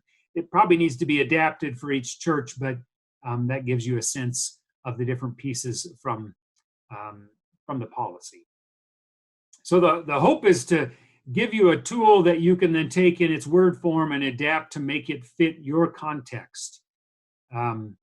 For the little bit smaller size of congregations, I'm assuming you're going to pull out a bunch of chunks to make it a little more simple and be able to convey. One of the churches that I worked with, we took out a lot of pieces because it seemed like it was not helping them to do their ministry well. And so you're trying to set it up for the number of funds and what they're used for so that it makes the greatest progress in growing that pool of resources in the life of the church. So what we did was, or I think the process is to establish a group that's working on this, and they bring, maybe it's to the church council first and then to church conference, or depending on your context, to the ones that have the authority to understand this and to agree to a practice and a procedure that can then lead you and get the appropriate approval for it. But then the next step is really, how do you tell the story? How do you help convey this information to folk and invite them to participate with their resources to leave a lasting legacy?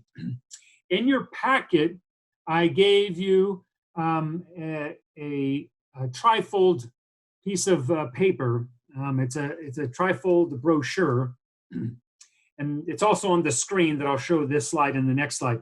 But this is the actual one that we used in Norfolk. So we set up the charter and we got these printed. And so this was handed out to all the congregation members as part of that process. But it was trying to tell them the story of what we would do with the resources. And if you look at this, it actually just refers to the legacy fund. You remember we had 4 different funds in Norfolk, but this is only referring to the one fund, the legacy fund, the undesignated endowed account of the congregation. So I find that having a nice, simple piece that points to what are the funds and how will they be used, that tries to answer theologically and impact, gives a vision of the funds, I think is really important. I think this is attractive looking. I think it helps you think of ideas in the ways of, so on the inside, it tells about some different ways the money could get used. If you chose to have multiple funds, not just a legacy fund, but have 3 funds or something, one option is to put those funds in this section. Call it the legacy ministry, and then you have a couple of your different funds that are here. Simple is better, and be able to give them something, because a lot of times people need to process things, and they need to take it home, and they need to pray about it, and they need to think about how they want to make a difference. And I found that having something to give to them was really vital. This is in a digital format. I got approval to be able to share it with all of you, so we'll send this to you. It was originally made in PowerPoint, which you wouldn't think so, but that's what it was originally made in. I'll give it to you in that format, and you can put your picture, change the text however you so desire, make it your own. So when I would go and meet with a family, I would give them this. And sometimes they would say, yeah, Pastor, that's great and all, but I really want to support something else.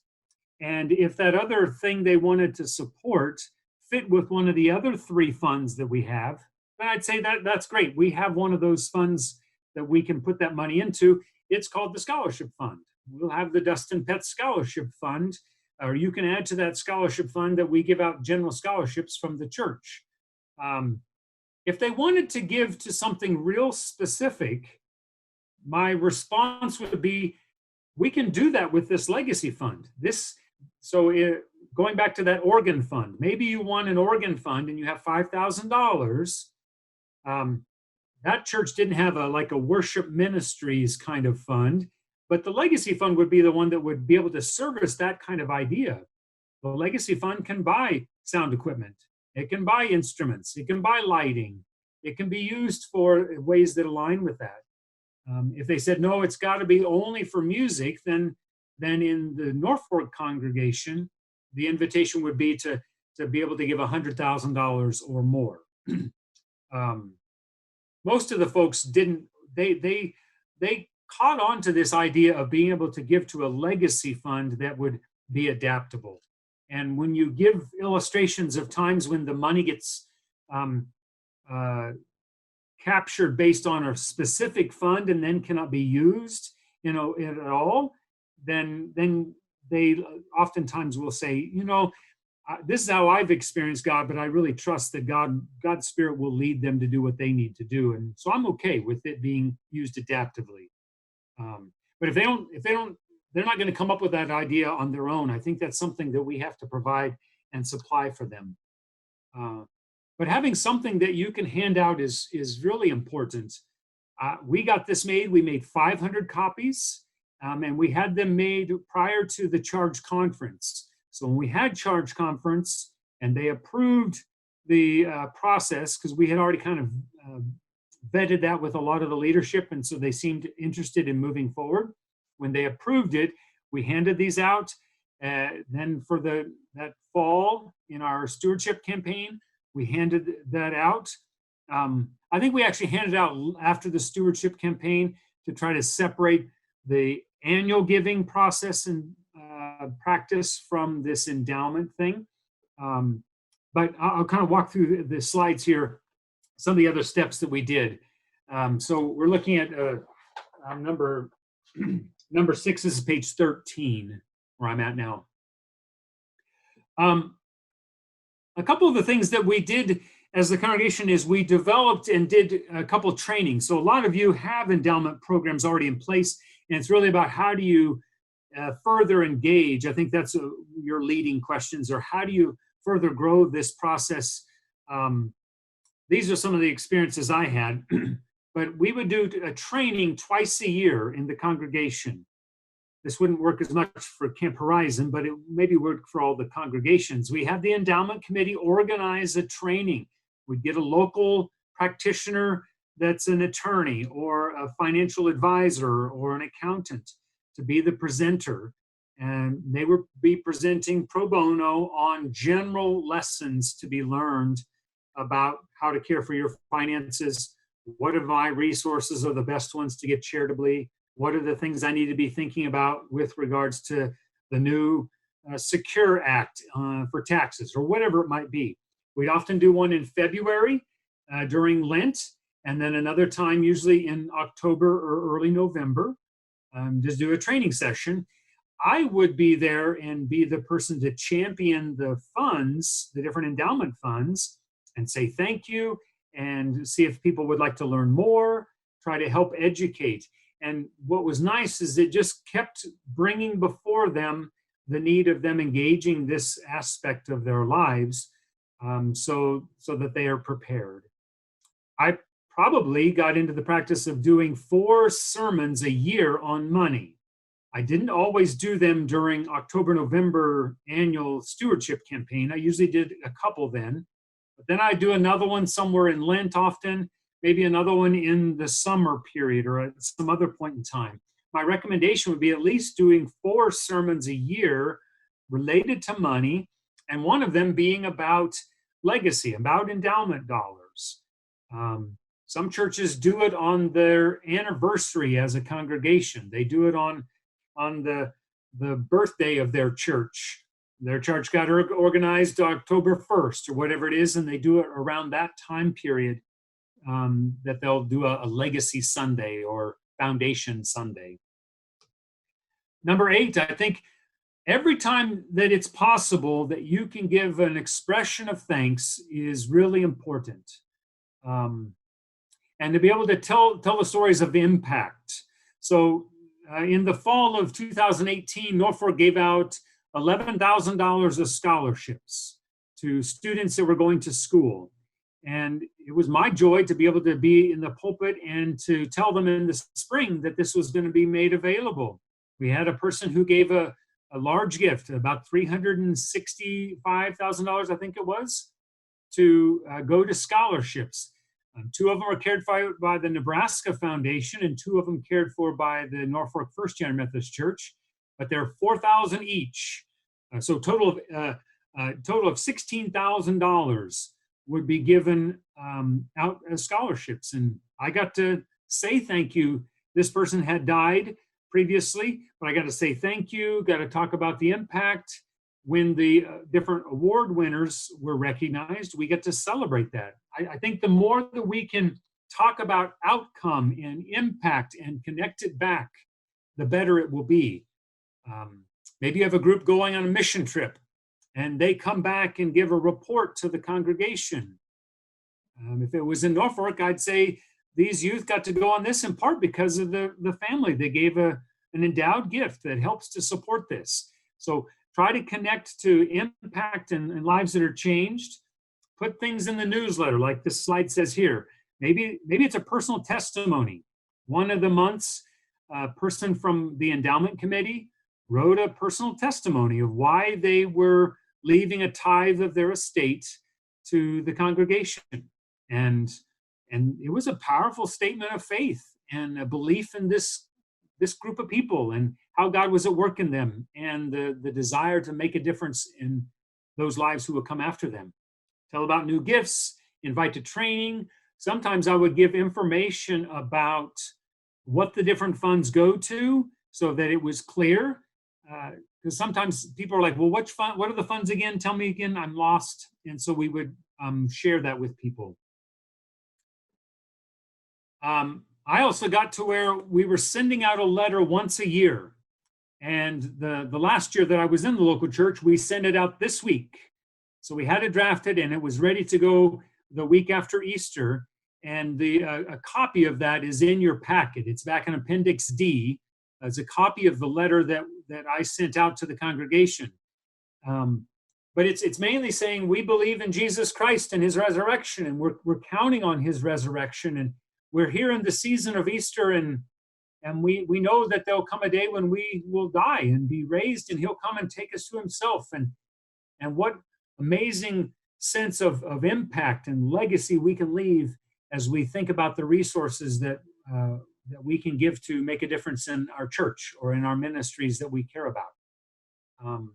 So it was really an asking letter, and I didn't send this to everybody. I sent it more focused. So I sent it primarily to the families that were not the lead giving families, but probably the top two groups. So in that congregation, a third of the giving came from 17 families. And then the next third, the middle third, came from another maybe 50 families, something like that. And I sent it to both of those groups. These were folk who were already supporting the life of the church well. And so mainly asked them to think about and remember how they might make a difference in the life of the church with their resources.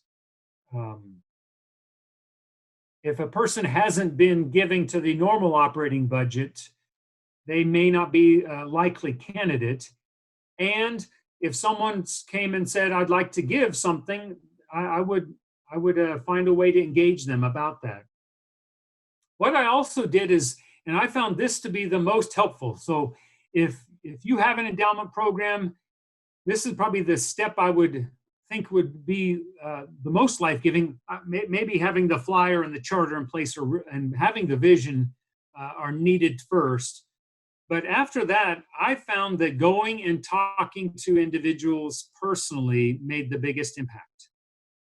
And so the direction that I had been given for a congregation about the size that we were was to seek to engage about one person, one family a month. And so I would work on that. And I probably only got 9 families a year, but for the most part, I would find and go and engage a family. Some of them said, don't come to my house. We've got this figured out. Thank you very much. But a lot of them were very open to me. I told them that I wanted to come and meet with them to talk about dreams for the congregation and how they can participate to make a lasting difference. And it would go and meet with them in their home. I didn't tell them, mainly it had 3 steps. Thank you. I mainly said thank you. That was the first and foremost. Thank you for your faithful gifts to the life of this church. Thank you for your prayers and all that you do. We wouldn't be the church that we are if it wasn't for your pouring out of resources and energy and love. Thank you. I would talk about the dreams of the congregation and the vision of the congregation, the things that we already have talked about today. And then thirdly, I would say, would you be willing to consider giving a gift, to leave a legacy through the life of this church? We would be honored to receive a gift. I talked through kind of what that could maybe mean. Maybe it's a tithe. That's where I usually started. I would say, we're called to give a tithe of our annual gift. What would it look like to give a tithe of your total estate? And a couple of the families said, well, actually, we already have some things put into place, and we're planning to give what would be a child's worth of our estate to support the church and other ministries. So we've got 3 kids in our family. We're giving a 4th to each of those 3 kids, and then a separate 4th to support this church and other ministries that we care about. So in a lot of ways, it was helping them to dream dreams and hear their stories about how they've related to their money or how they grew in their ability to give annually a tithe of their resources. And I found this was a powerful time with each of these families. Most of them said, oh my goodness, no one's ever done this before. Most of the people come talk to us when there's a problem or when someone has died, but just come and say thank you, to say thank you and to ask them to pray about how they could join in making a lasting difference. I give them the flyer. I usually didn't say, I'm looking for $100,000 from your family. None of that. I spoke more on percentages and inviting them to give their very best, that God would use it to make a difference in our church. This seemed to be the most fruitful of all the activities, and it may be because we're doing the other things too, but a lot of the families that I went to, and the ones that I started with were the ones that were the lead giving families in the capital campaign and the annual gifts. And I started there and then kind of engaged different persons. There was a church that I served in Kansas where there was a discrepancy between what people have and what people gave. Sometimes people are very generous, but they don't have as many resources as others. And if I knew about that, and because of knowing people's giving behaviors, I would follow up with some of those families. I had one parishioner who worked at a daycare program and still was one of the stronger giving families in the congregation. And so I engaged this person to say thank you and to validate their generosity and to talk about how they're making a difference and invite them to consider remembering the church in their estate. And when you have that legacy fund that can receive all the gifts, it's not really just about those who have lots of resources. It's an option available for all of us. Number 12, this is on page number 14. Every year at church conference, I don't know what you do. Some of you do each of those different styles.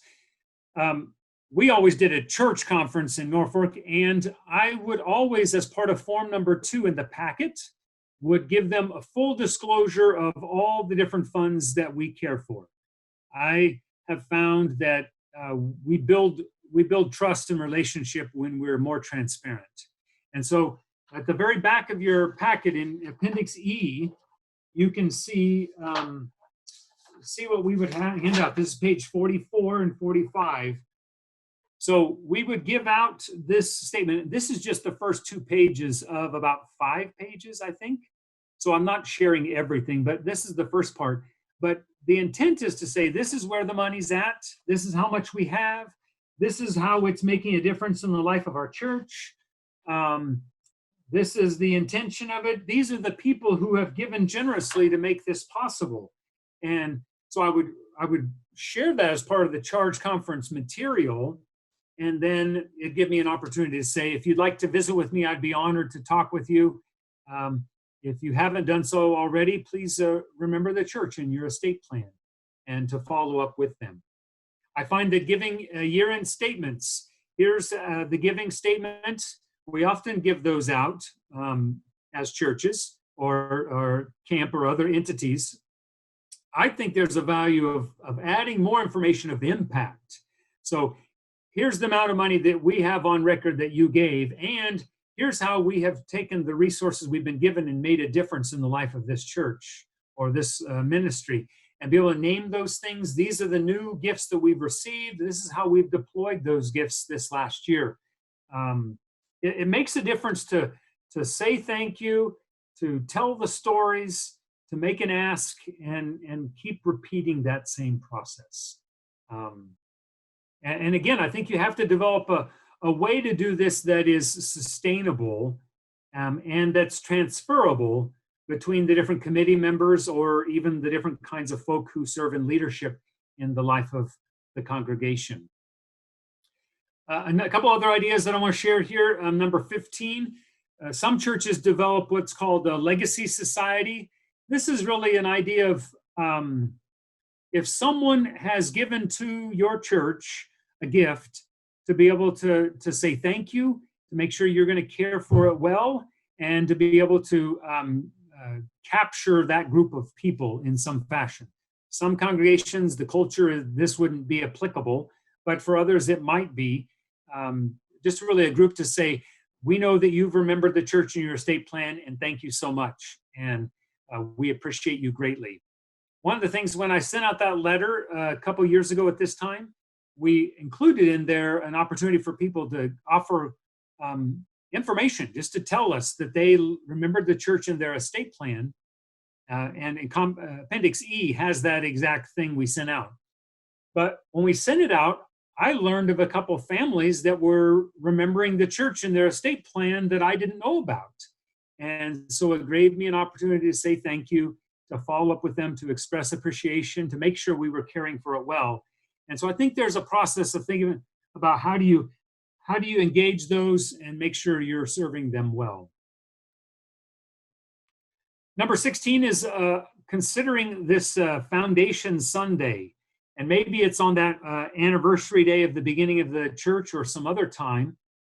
But Some of the congregations in the state have done this where when you have that day, you invite people to give a gift, a financial gift. It's often a smaller gift. Maybe you're celebrating 100 years or 150 years of ministry, and you invite people to give $100 or $150. Maybe that changes every year as you come to your next anniversary. The benefit of this is then you start getting a smaller pool together that goes into the endowment. Maybe it goes straight into the legacy fund. It becomes an enduring witness of their faith. But then you can also follow up with those and say, thank you so much. Would you consider remembering the church in your estate plan and engaging them and using that as an onboarding ramp to connect with them further? I think whatever it is, you got to think about what's the long-term process. We've got a 3-year possible plan that you might consider. One of the persons has asked at one time, how do you do this with the other pieces of our annual giving or our capital campaign giving? I think you've got to be careful to not overlap and confuse people, but to keep an ongoing process where it is before you about how it makes a difference and the different pools of resources, and remind people that there'll come a time when they won't need the money that they need now. And when that happens, consider the church as one of those places. I mean, probably in some ways, it's first make sure you've got a will or a trust in place. And do you have a power of attorney for medical and for financial? And do you have a living will? Maybe helping people learn what are the steps they need to have, and then inviting them to consider remembering the church in their estate plan. I find that many folk will likely say yes and work to make that happen if they possibly can. Does anybody have questions? We're kind of transitioning for another stop here. It's a perfect question, and that is kind of leading to where we're going in this next section about what's the role of the foundation. So last year at annual conference, so a year ago, May, I actually was the drafter of the resolution, but the resolution was to further change the relationship of the United Methodist Foundation to the Great Plains Conference. And so now we're completely autonomous from the Great Plains Conference. We had a separate 501c3 and filed a Form 990 on our own, but previously the conference elected our board, and our scope said that we were serving United Methodist churches. And we've changed both of those so that they do not have a relationship to the board, and the foundation's scope is to serve United Methodist foundations and formerly United Methodist foundations. So if a congregation were to leave, or a family were to leave the denomination to be a part of a new Methodist expression or something else, we could still serve them. So the resources that a congregation has, there are a few congregations that are going to disaffiliate, and that information is coming, I believe, here to annual conference this year. If we have funds with them, we can still keep that relationship with them and are autonomous to them. We're not going to take their money from that relationship and give it to the conference or give it to someone else. So our fiduciary commitment is to you or to a United Methodist or formerly United Methodist church. And the same would be for the family. So if they chose, they could work with us, and we could draft with them an agreement to care for their fund. So let's just call it the Dustin Petz Fund. Dustin Petz, let's pick my mom, Sherry Anholtz, okay? She decides she wants to leave a gift for Camp Horizon, okay? She could set the agreement up with us. Our fiduciary commitment would be to the agreement, and it would support your camp.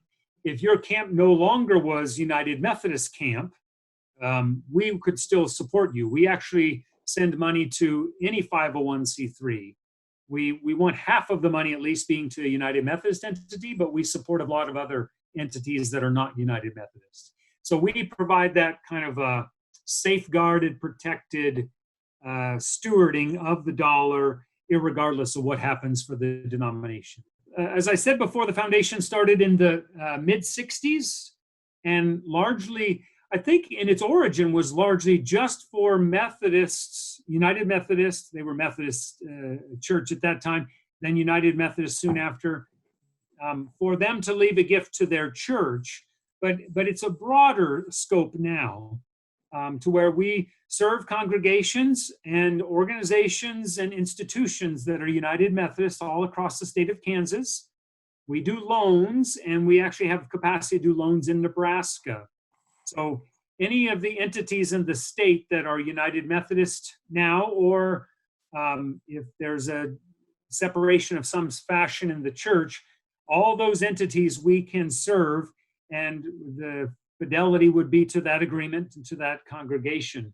A large part of what we do is care for the resources of congregations that choose to invest with us, or organizations that choose to invest with us, and to serve well their dollars. And some of the ways that we add value beyond caring for the investment of the money is doing programs like this, or helping congregations develop stronger programs that they might be able to reach out to their congregation. One of the steps that has happened since I've come is that we have changed the investment partner with us. So we actually don't do the direct investing of the funds that we care for. We rather pool the funds and use an outside expert to do the investments. And we made a change late last year to partner with WestPath Institutional Investments, which is the entity that cares for the Methodist pension programs. A lot of us on here are connected to the Methodist Church, not all of us, but the ones that are, our pension program is cared for by WestPath, and they, about 10 years ago, started serving institutional investors as well. And recently, I've taken on additional ones. They, I think, care for about 150 United Methodist institutions across the country, and we are one of them. And so we use their investment platform as the means of doing the investing through the foundation. And so congregations can invest through us in their platform, and that's a big part of what we care for, a portion of the resources. We were going to have a training with a person from WestPath going around to different places to help explain how they work and what's different about their practice, largely that it's 100% socially responsible. And by that, it's screening out certain things that don't align with the social principles, but also advocating in ways that make companies better. And that didn't happen because of the coronavirus, but we're looking to do that again. So for those that do invest with us, we're grateful. If your congregation doesn't invest with us, I'd be honored to talk to you about offering a proposal and helping you know what we do and how we can be helpful. Half of the money is in relationship to churches that use us as an investment mechanism. The other half is relationships with individuals. About half of the money are with individuals who choose to invest with us, that go to support their congregation or to support a couple different entities that they are passionate about. And so that's a big part of what we do. A key objective of ours is to work with individuals across the state to help them give generously in ways that make a difference in their church, in their community, in ministries across the state. And we do that in permanent funds. We do that in other fashion. I'm actually going to talk about some of those here in a bit. I kind of got my slides out of order. So here's a slide that talks about WestPath. We do loans as well. We've done loans, I think, since the early 90s, but have decided to make a shift in our focus and partner with the United Methodist Development Fund, who do loans a lot. This is their main gig, and they're very good at it, and they have licensing in Kansas and Nebraska, and they have 9 staff and more money than what we have the ability to loan out. So I think can better serve our churches. So we're partnering with them in doing loan ministries. I've already talked about WestPath and our partnership with them a little bit. There's a flyer that we gave you that was sent out in the materials. And this is the intent of this is to help you better understand the different services that we provide. The middle section gives all the different things we do for individuals, which is quite diverse, and we're going to talk about them in the last portion of the presentation. On the back panel, it gives about how we do things with congregations and how we support congregations. A bulk of the money is designated from churches or individuals. So they are the ones who are deciding, and the agreements are set up so that they decide how the money is deployed. We're actually trying to grow a pool of money as well that we can use as resources to be able to distribute to a variety of different things in need. They're called Pathways for Discipleship. It's a way of giving out grants and trying to raise a pool of funds that we can be able to give more broadly. One of the things I find when I talk with families is there's some families in our state that have larger resources than others. And this isn't just for them, but they're the ones that I've come, and it's been highlighted for me, where they want to support their local church, but their local church maybe doesn't have enough vision for all of their resources that they could give. And so sometimes they need something bigger to give towards.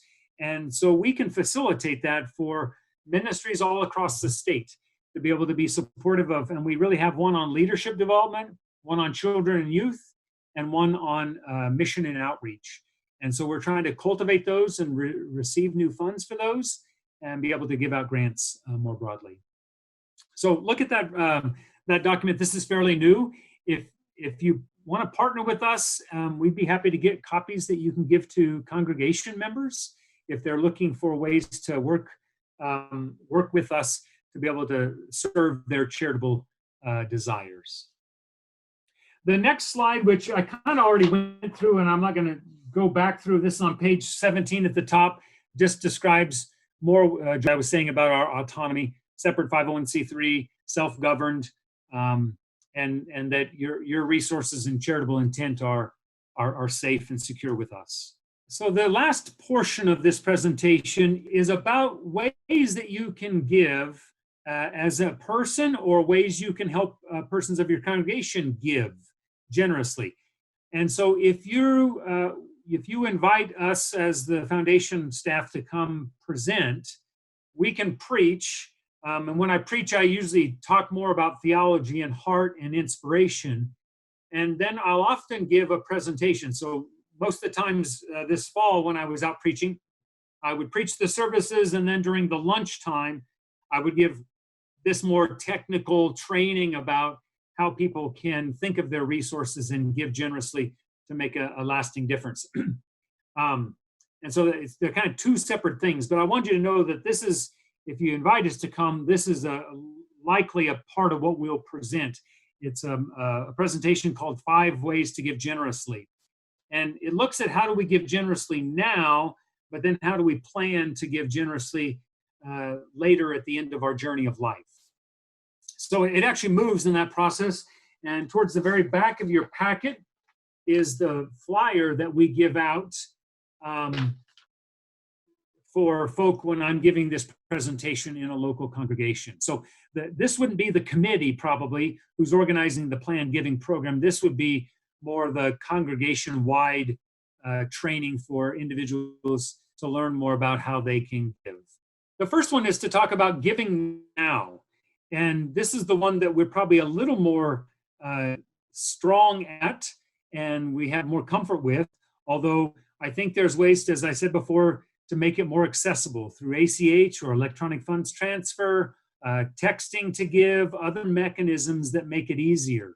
My family gives to the local church that we participate in primarily by ACH once a month.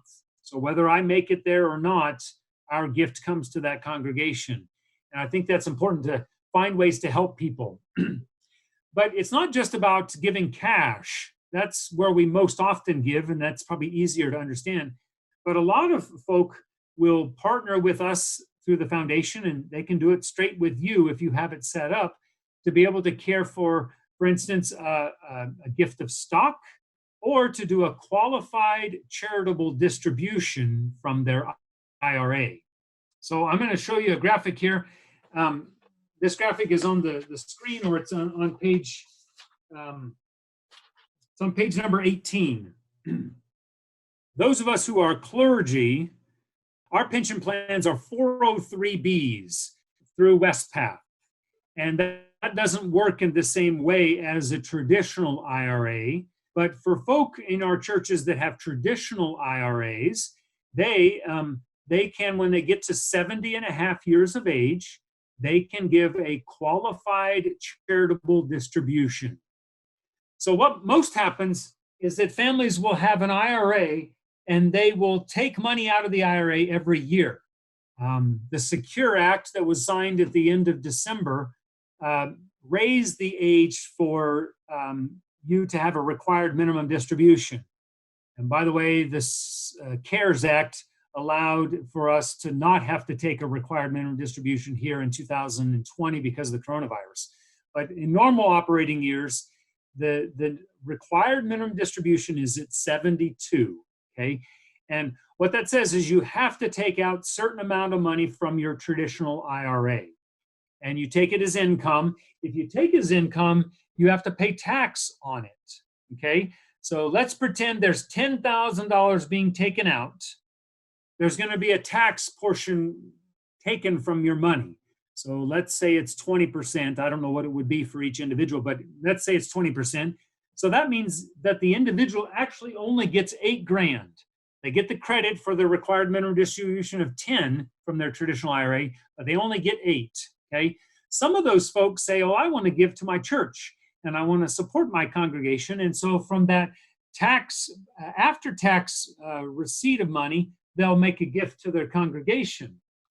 But if they were to want to give to their church, they can do a qualified charitable distribution, which is really where instead of receiving it as their own income, they contact their administrator and ask them to do a qualified charitable distribution to their church. It'll go straight to the 501c3, and that money can be sheltered from having to take out that tax. So if you were taking out 20% of tax before, now you can give it without that tax and give the whole $10,000 if you so desire. I think there's a lot of our churches that if the people learn about this and if they have a traditional IRA, they will try to find a way to do this. I had, when I was pastoring, it was often they would give 1 or 2 contributions a year out of their IRA. There are some families you can set it up to go monthly, so then it just pulls out every month a certain amount. If they have a required minimum distribution, this can fulfill that requirement and really be helpful for them. So there's ways where you can help people give in tax-advantaged ways that makes a lasting difference in your ministry and in their giving capacity. If you were giving 10 grand, or if you had to take out 10 grand and were giving 8 to your church, now you can give 25% more and it wouldn't cost you anything. And you can make a bigger difference with your charitable giving. Another thing that people do is, and they often will use us for this, is what's called a stock transfer. Now, I want to validate the investments are down. S&P 500 and Dow Jones Industrial Average are down, so there may not be as much of an appreciation to a person's stock right now. But in other seasons, when there is, this is a great option. So if a person were to have a stock that they bought, say, at $50 per share, and now that stock is worth $80 per share, if you own that stock, sell it, you're going to have to pay the capital gains on the difference between where you bought it, its tax basis, and what you sell it at. And then you can't give as much. But if you were to give that stock straight to the foundation, we could sell it, not have to pay the capital gains, and could give to your church or your ministry the resources. And we do this pretty frequently. We'll have individuals give us, 100 shares of Apple or whatever the stock might be. We will sell the stock. We don't charge any fee. The custodial entity does, but it's a very minimal amount and can get to the church or the entity a fair amount of resources that's been tax advantaged. And it makes a big difference to be able to use this option. And I just think people don't know about it. We've got a form on our website and a process to tell about both of these. So we'd love for you to look there under the individuals tab. Another thing that we do is we work with individuals in a process that gives you something you can do now, that you can take advantage now. It's not an estate gift, it's more of a gift as of now that has long-term impacts. And one of them is called a charitable remainder unit trust. A charitable remainder unit trust is where you take some resources, you set up a trust, a CRT, a charitable remainder unit trust. You give the assets to that trust. That trust, let me show the graphic, it might be easier. So you set up the trust, you have assets. Maybe it's farmland, maybe it's farm equipment, and a person's going out of quitting farming, and they've got to sell their farm equipment.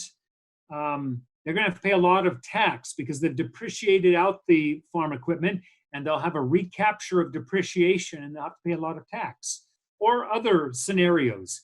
You can take that resource and give it to the unit trust. The unit trust then sells it, liquidates it, puts it into a cash resource, gives the individual life income for the rest of their lives, or however you set up. You can set up for a certain number of years or the rest of your life. And then at the time of death, or when the trust finishes, whatever that might mean, the remainder can go to support your church or your camp, your ministry of some sort. And so you get a tax advantage when you give the gift, you get a life income, you get to be able to give charitably of the remainder. And I think this is an option that's available for a lot of folk across our state. And so we care for about 15 of these. We're the trustee of about 15 of these, where we help support that for a family and care for that. And what's nice is for some families, they need to avoid tax. So they've got some very high taxed pieces of property to where if they used this mechanism, they could be able to get life income. Now, if you don't have life income, then the suggestion would be to make just a bigger gift, because you don't get to take the full deduction. So let's say it's a $500,000 gift that you're giving. You're not going to get $500,000 of charitable deduction. So it really depends on your different goals. I met with one family who's looking for a charitable deduction for their taxes this year. And this person, they looked at a charitable remainder unit trust, but if we calculate the benefit, because of their a little bit younger age in comparison, they wouldn't get as much tax benefit. And so this wasn't the best option for them. And so you have to, each family we work with, we try to have to find what's the best solution for their current situation. But this is a good one. There's another thing called a charitable gift annuity. And this is a little bit different. The other one takes an attorney to draft the unit trust. That's a little bit more complex. This one is simpler, and we can actually establish this as the foundation. We wouldn't need an outside attorney to help us, but it is setting up an agreement between the giver and the foundation, and we'll give an annuity amount. So we'll give a set dollar amount that will go to the person for the remainder of their life. And so you set them up, and the older you are, the higher the percentage is. And so there's an illustration that's here on this same slide. The older you are, the greater the percentage is. We don't decide the percentages. That's established by an American Association of Gift Annuities.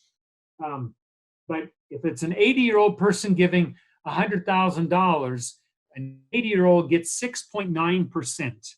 Of that 100 grand. So they'll get $6,900 every year for the remainder of their life. The dollar amount's not going to go up or down, but they'll get that $6,900 for the rest of their life to be able to live on.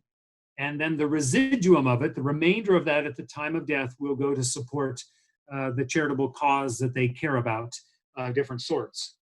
You see here there are different rates for different ages. It's in your document as well. It needs to be at least $10,000. The largest that we would consider doing is $150,000. We probably would, even if it's that much, may consider a charitable remainder unit trust. But these are set up to be long-term giving, kind of ongoing giving instruments for a family that needs income, and it pays better than anything of other investments that you might consider. And so it's a good option. You can do it as an individual or a two-life with a spouse. And it's an option to be able to receive life income and be able to give a gift to support your church or other charitable cause. Both of these are life income instruments. Again, if you're looking just to make a contribution, that would be served a bit by a different mechanism. A large part of what we do is we care for a family, care for their charitable resources in a way that makes a difference in a broad causes. And I think that's one of the things where we can make the biggest impact is we can serve for your charitable intent to multiple different things, both in the midst of life and upon death in a kind of a permanent kind of fashion. So let me go to this illustration first, this graphic. So we wrote this such that here's the person who's giving an amount of money to the United Methodist Foundation, and then we can set up an agreement to support whatever it is that you want to support. Maybe it's your United Methodist Church, maybe it's a camp, maybe it's some other 501c3. We can serve in a capacity to care for that fund and be kind of a one-stop relationship for families to support multiple different entities, which I really appreciate about the foundation, that we can serve our Methodist families in ways that make a lasting difference and be adaptable for multiple different causes. One of the ways I like this is if something were to happen to one of the entities, we can adapt to be able to still hold to the donor's intent for what they were wanting to accomplish. So let's take, for example, I set up an agreement with a family that their mother died and they gave $100,000 to support a church. But the money was not supposed to go just to support the life of the church. It was money that the church in this smaller community was going to use to partner with others around the community to help do ministry, whether it's food bank or clothing closet or medical supplies or other things. And they wrote the document such that if this church goes to no longer exist, that we would find another United Methodist Church in that same county where the money could be deployed in that relationship. And so it makes what happens if something is no longer there. Thinking about camps. So the camp I grew up going to was Camp Lakeside in far western part of the state. If we were to consider giving through the United Methodist Foundation to support Camp Lakeside, what if Camp Lakeside was not there any longer, hypothetically? The money through the foundation could still be given to other entities in that region, other churches in that region, for kids to go to camp. That's our intent, is to help kids go to camp and experience Jesus Christ in an outdoor environment, learning and setting. And so the foundation can help with some adaptability if things change in the life of our different churches and entities. So let me talk about two things. So one of the ways that we do this is while you're living. So while you're living, you can set up what's called a donor-advised fund, which is primarily a pool of resources to serve in your charitable intent throughout the course of a certain number of years. So, and it wouldn't necessarily need to be after you die. So let's pretend that a person normally gives $12,000 charitably each year. And because of the standard deduction level, this family, they wouldn't be able to take advantage of their charitable giving in a tax way because of the standard deduction has been raised to just over $24,000 for a family. And so they wouldn't be able to take advantage of their charitable giving unless they have a lot of other itemized items to raise them above that standard deduction. But we have some families that say, we want to use the United Methodist Foundation. We have maybe some appreciated resource of some sort. We're going to give a bigger chunk in 1 year and then have the United Methodist Foundation through the Donor Advice Fund be our giving means to the different entities throughout the course of the next couple years. So I have an illustration here. The person gives $36,000. This would assume they have that in some resource, but they give a bigger chunk in 1 year, and then we use that money to support their giving on behalf of them in the other coming years, and they do a standard deduction on their tax return.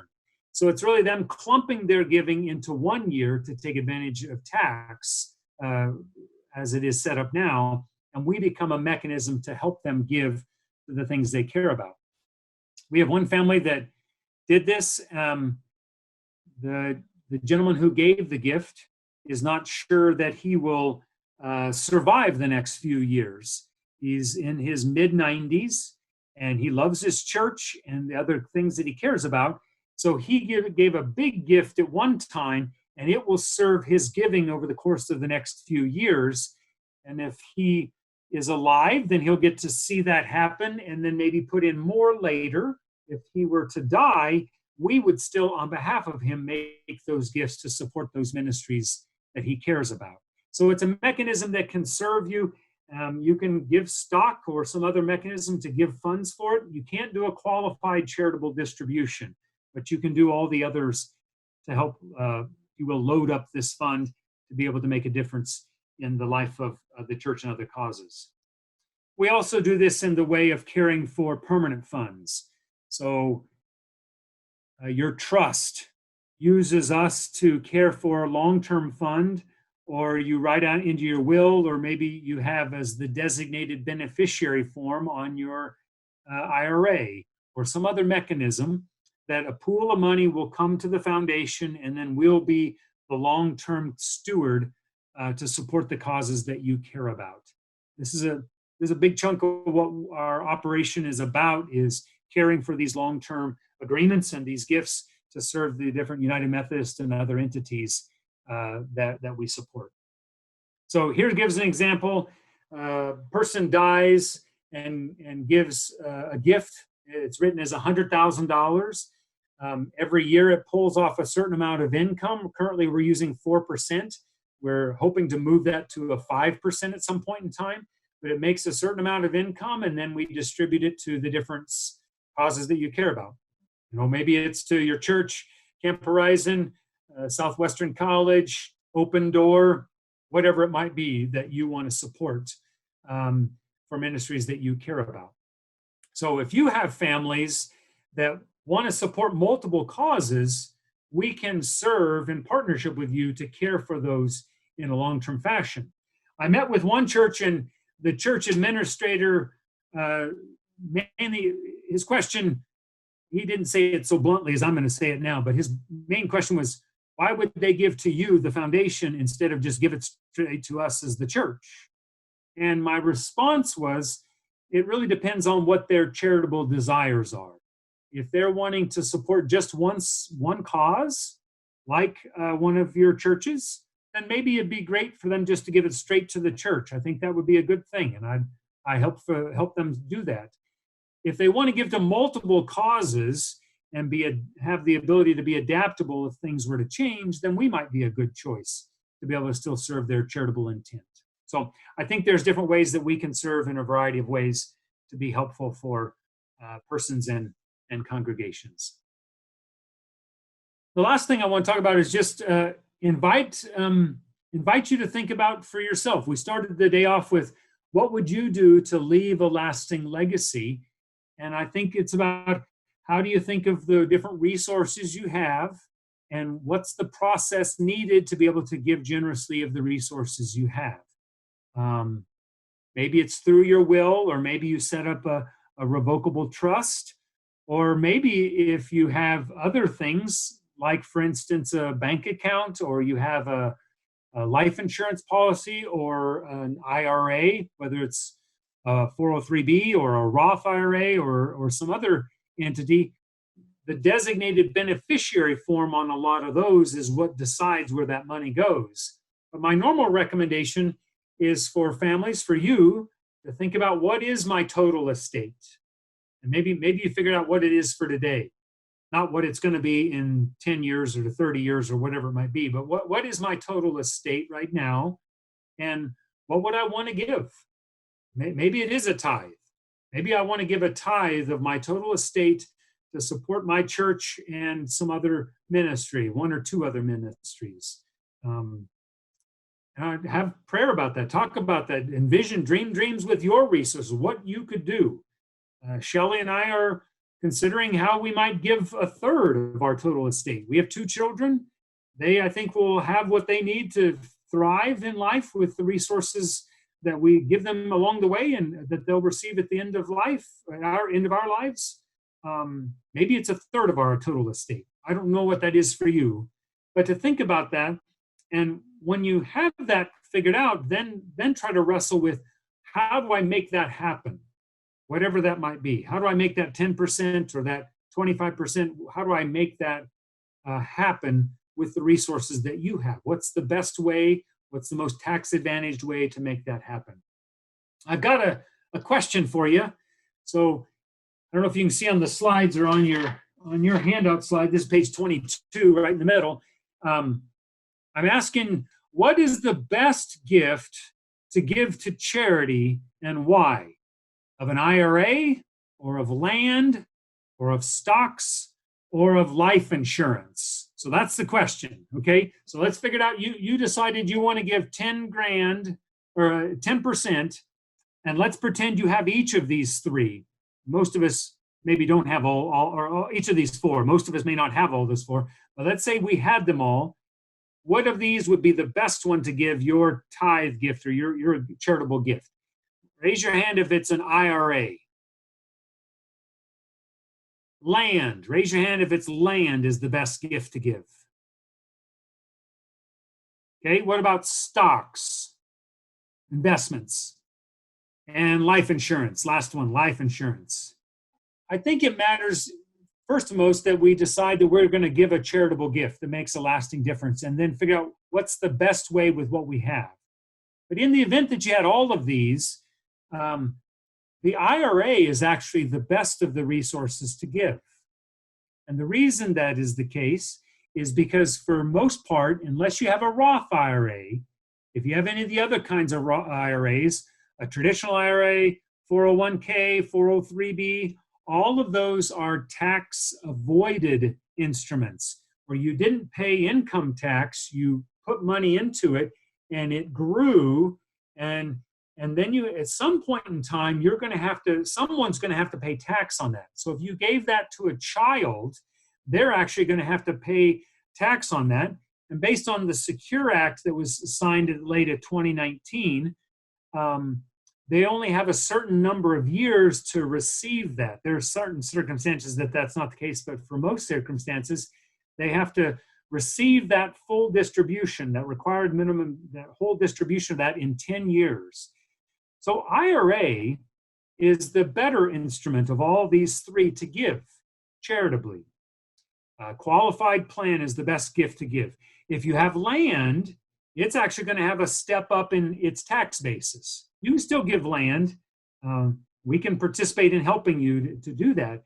But it's going to have a step up in basis. Your stock and investments, they're also going to have a step up in tax basis. So if a person had an investment account, and so Dustin has an investment account, and I die, my kids can receive those stocks and investments, and the tax basis will rise to where it was at the time of my death. So if they need the money, they can sell it and not have to pay any tax.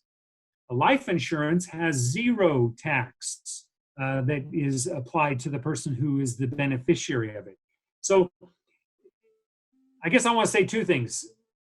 We can only give the gifts that we have. And I think figuring out ways to give generously of what we do have is first and foremost. But if you have the ability to be intentional, the qualified IRA plans are the better plans to be able to give generously to a charitable cause. make a lasting difference in the life of the church or other ministries. A person has an IRA and they have property. If they give the property to their kids and their IRA to the church, there's no estate tax and no income tax to be paid by any of the children. And so this person had $500,000 and gave a tithe of that to support the things that they care about. One of the ministries that we do, and we'd be happy to work with any of you as individuals or come work with individuals from your churches, but we'd be happy to talk with you about what are the best ways for you or others to leave a legacy with the resources you've been entrusted. Another way that we often do this is we have an estate planning service that we facilitate with an attorney. His name is John Griffin.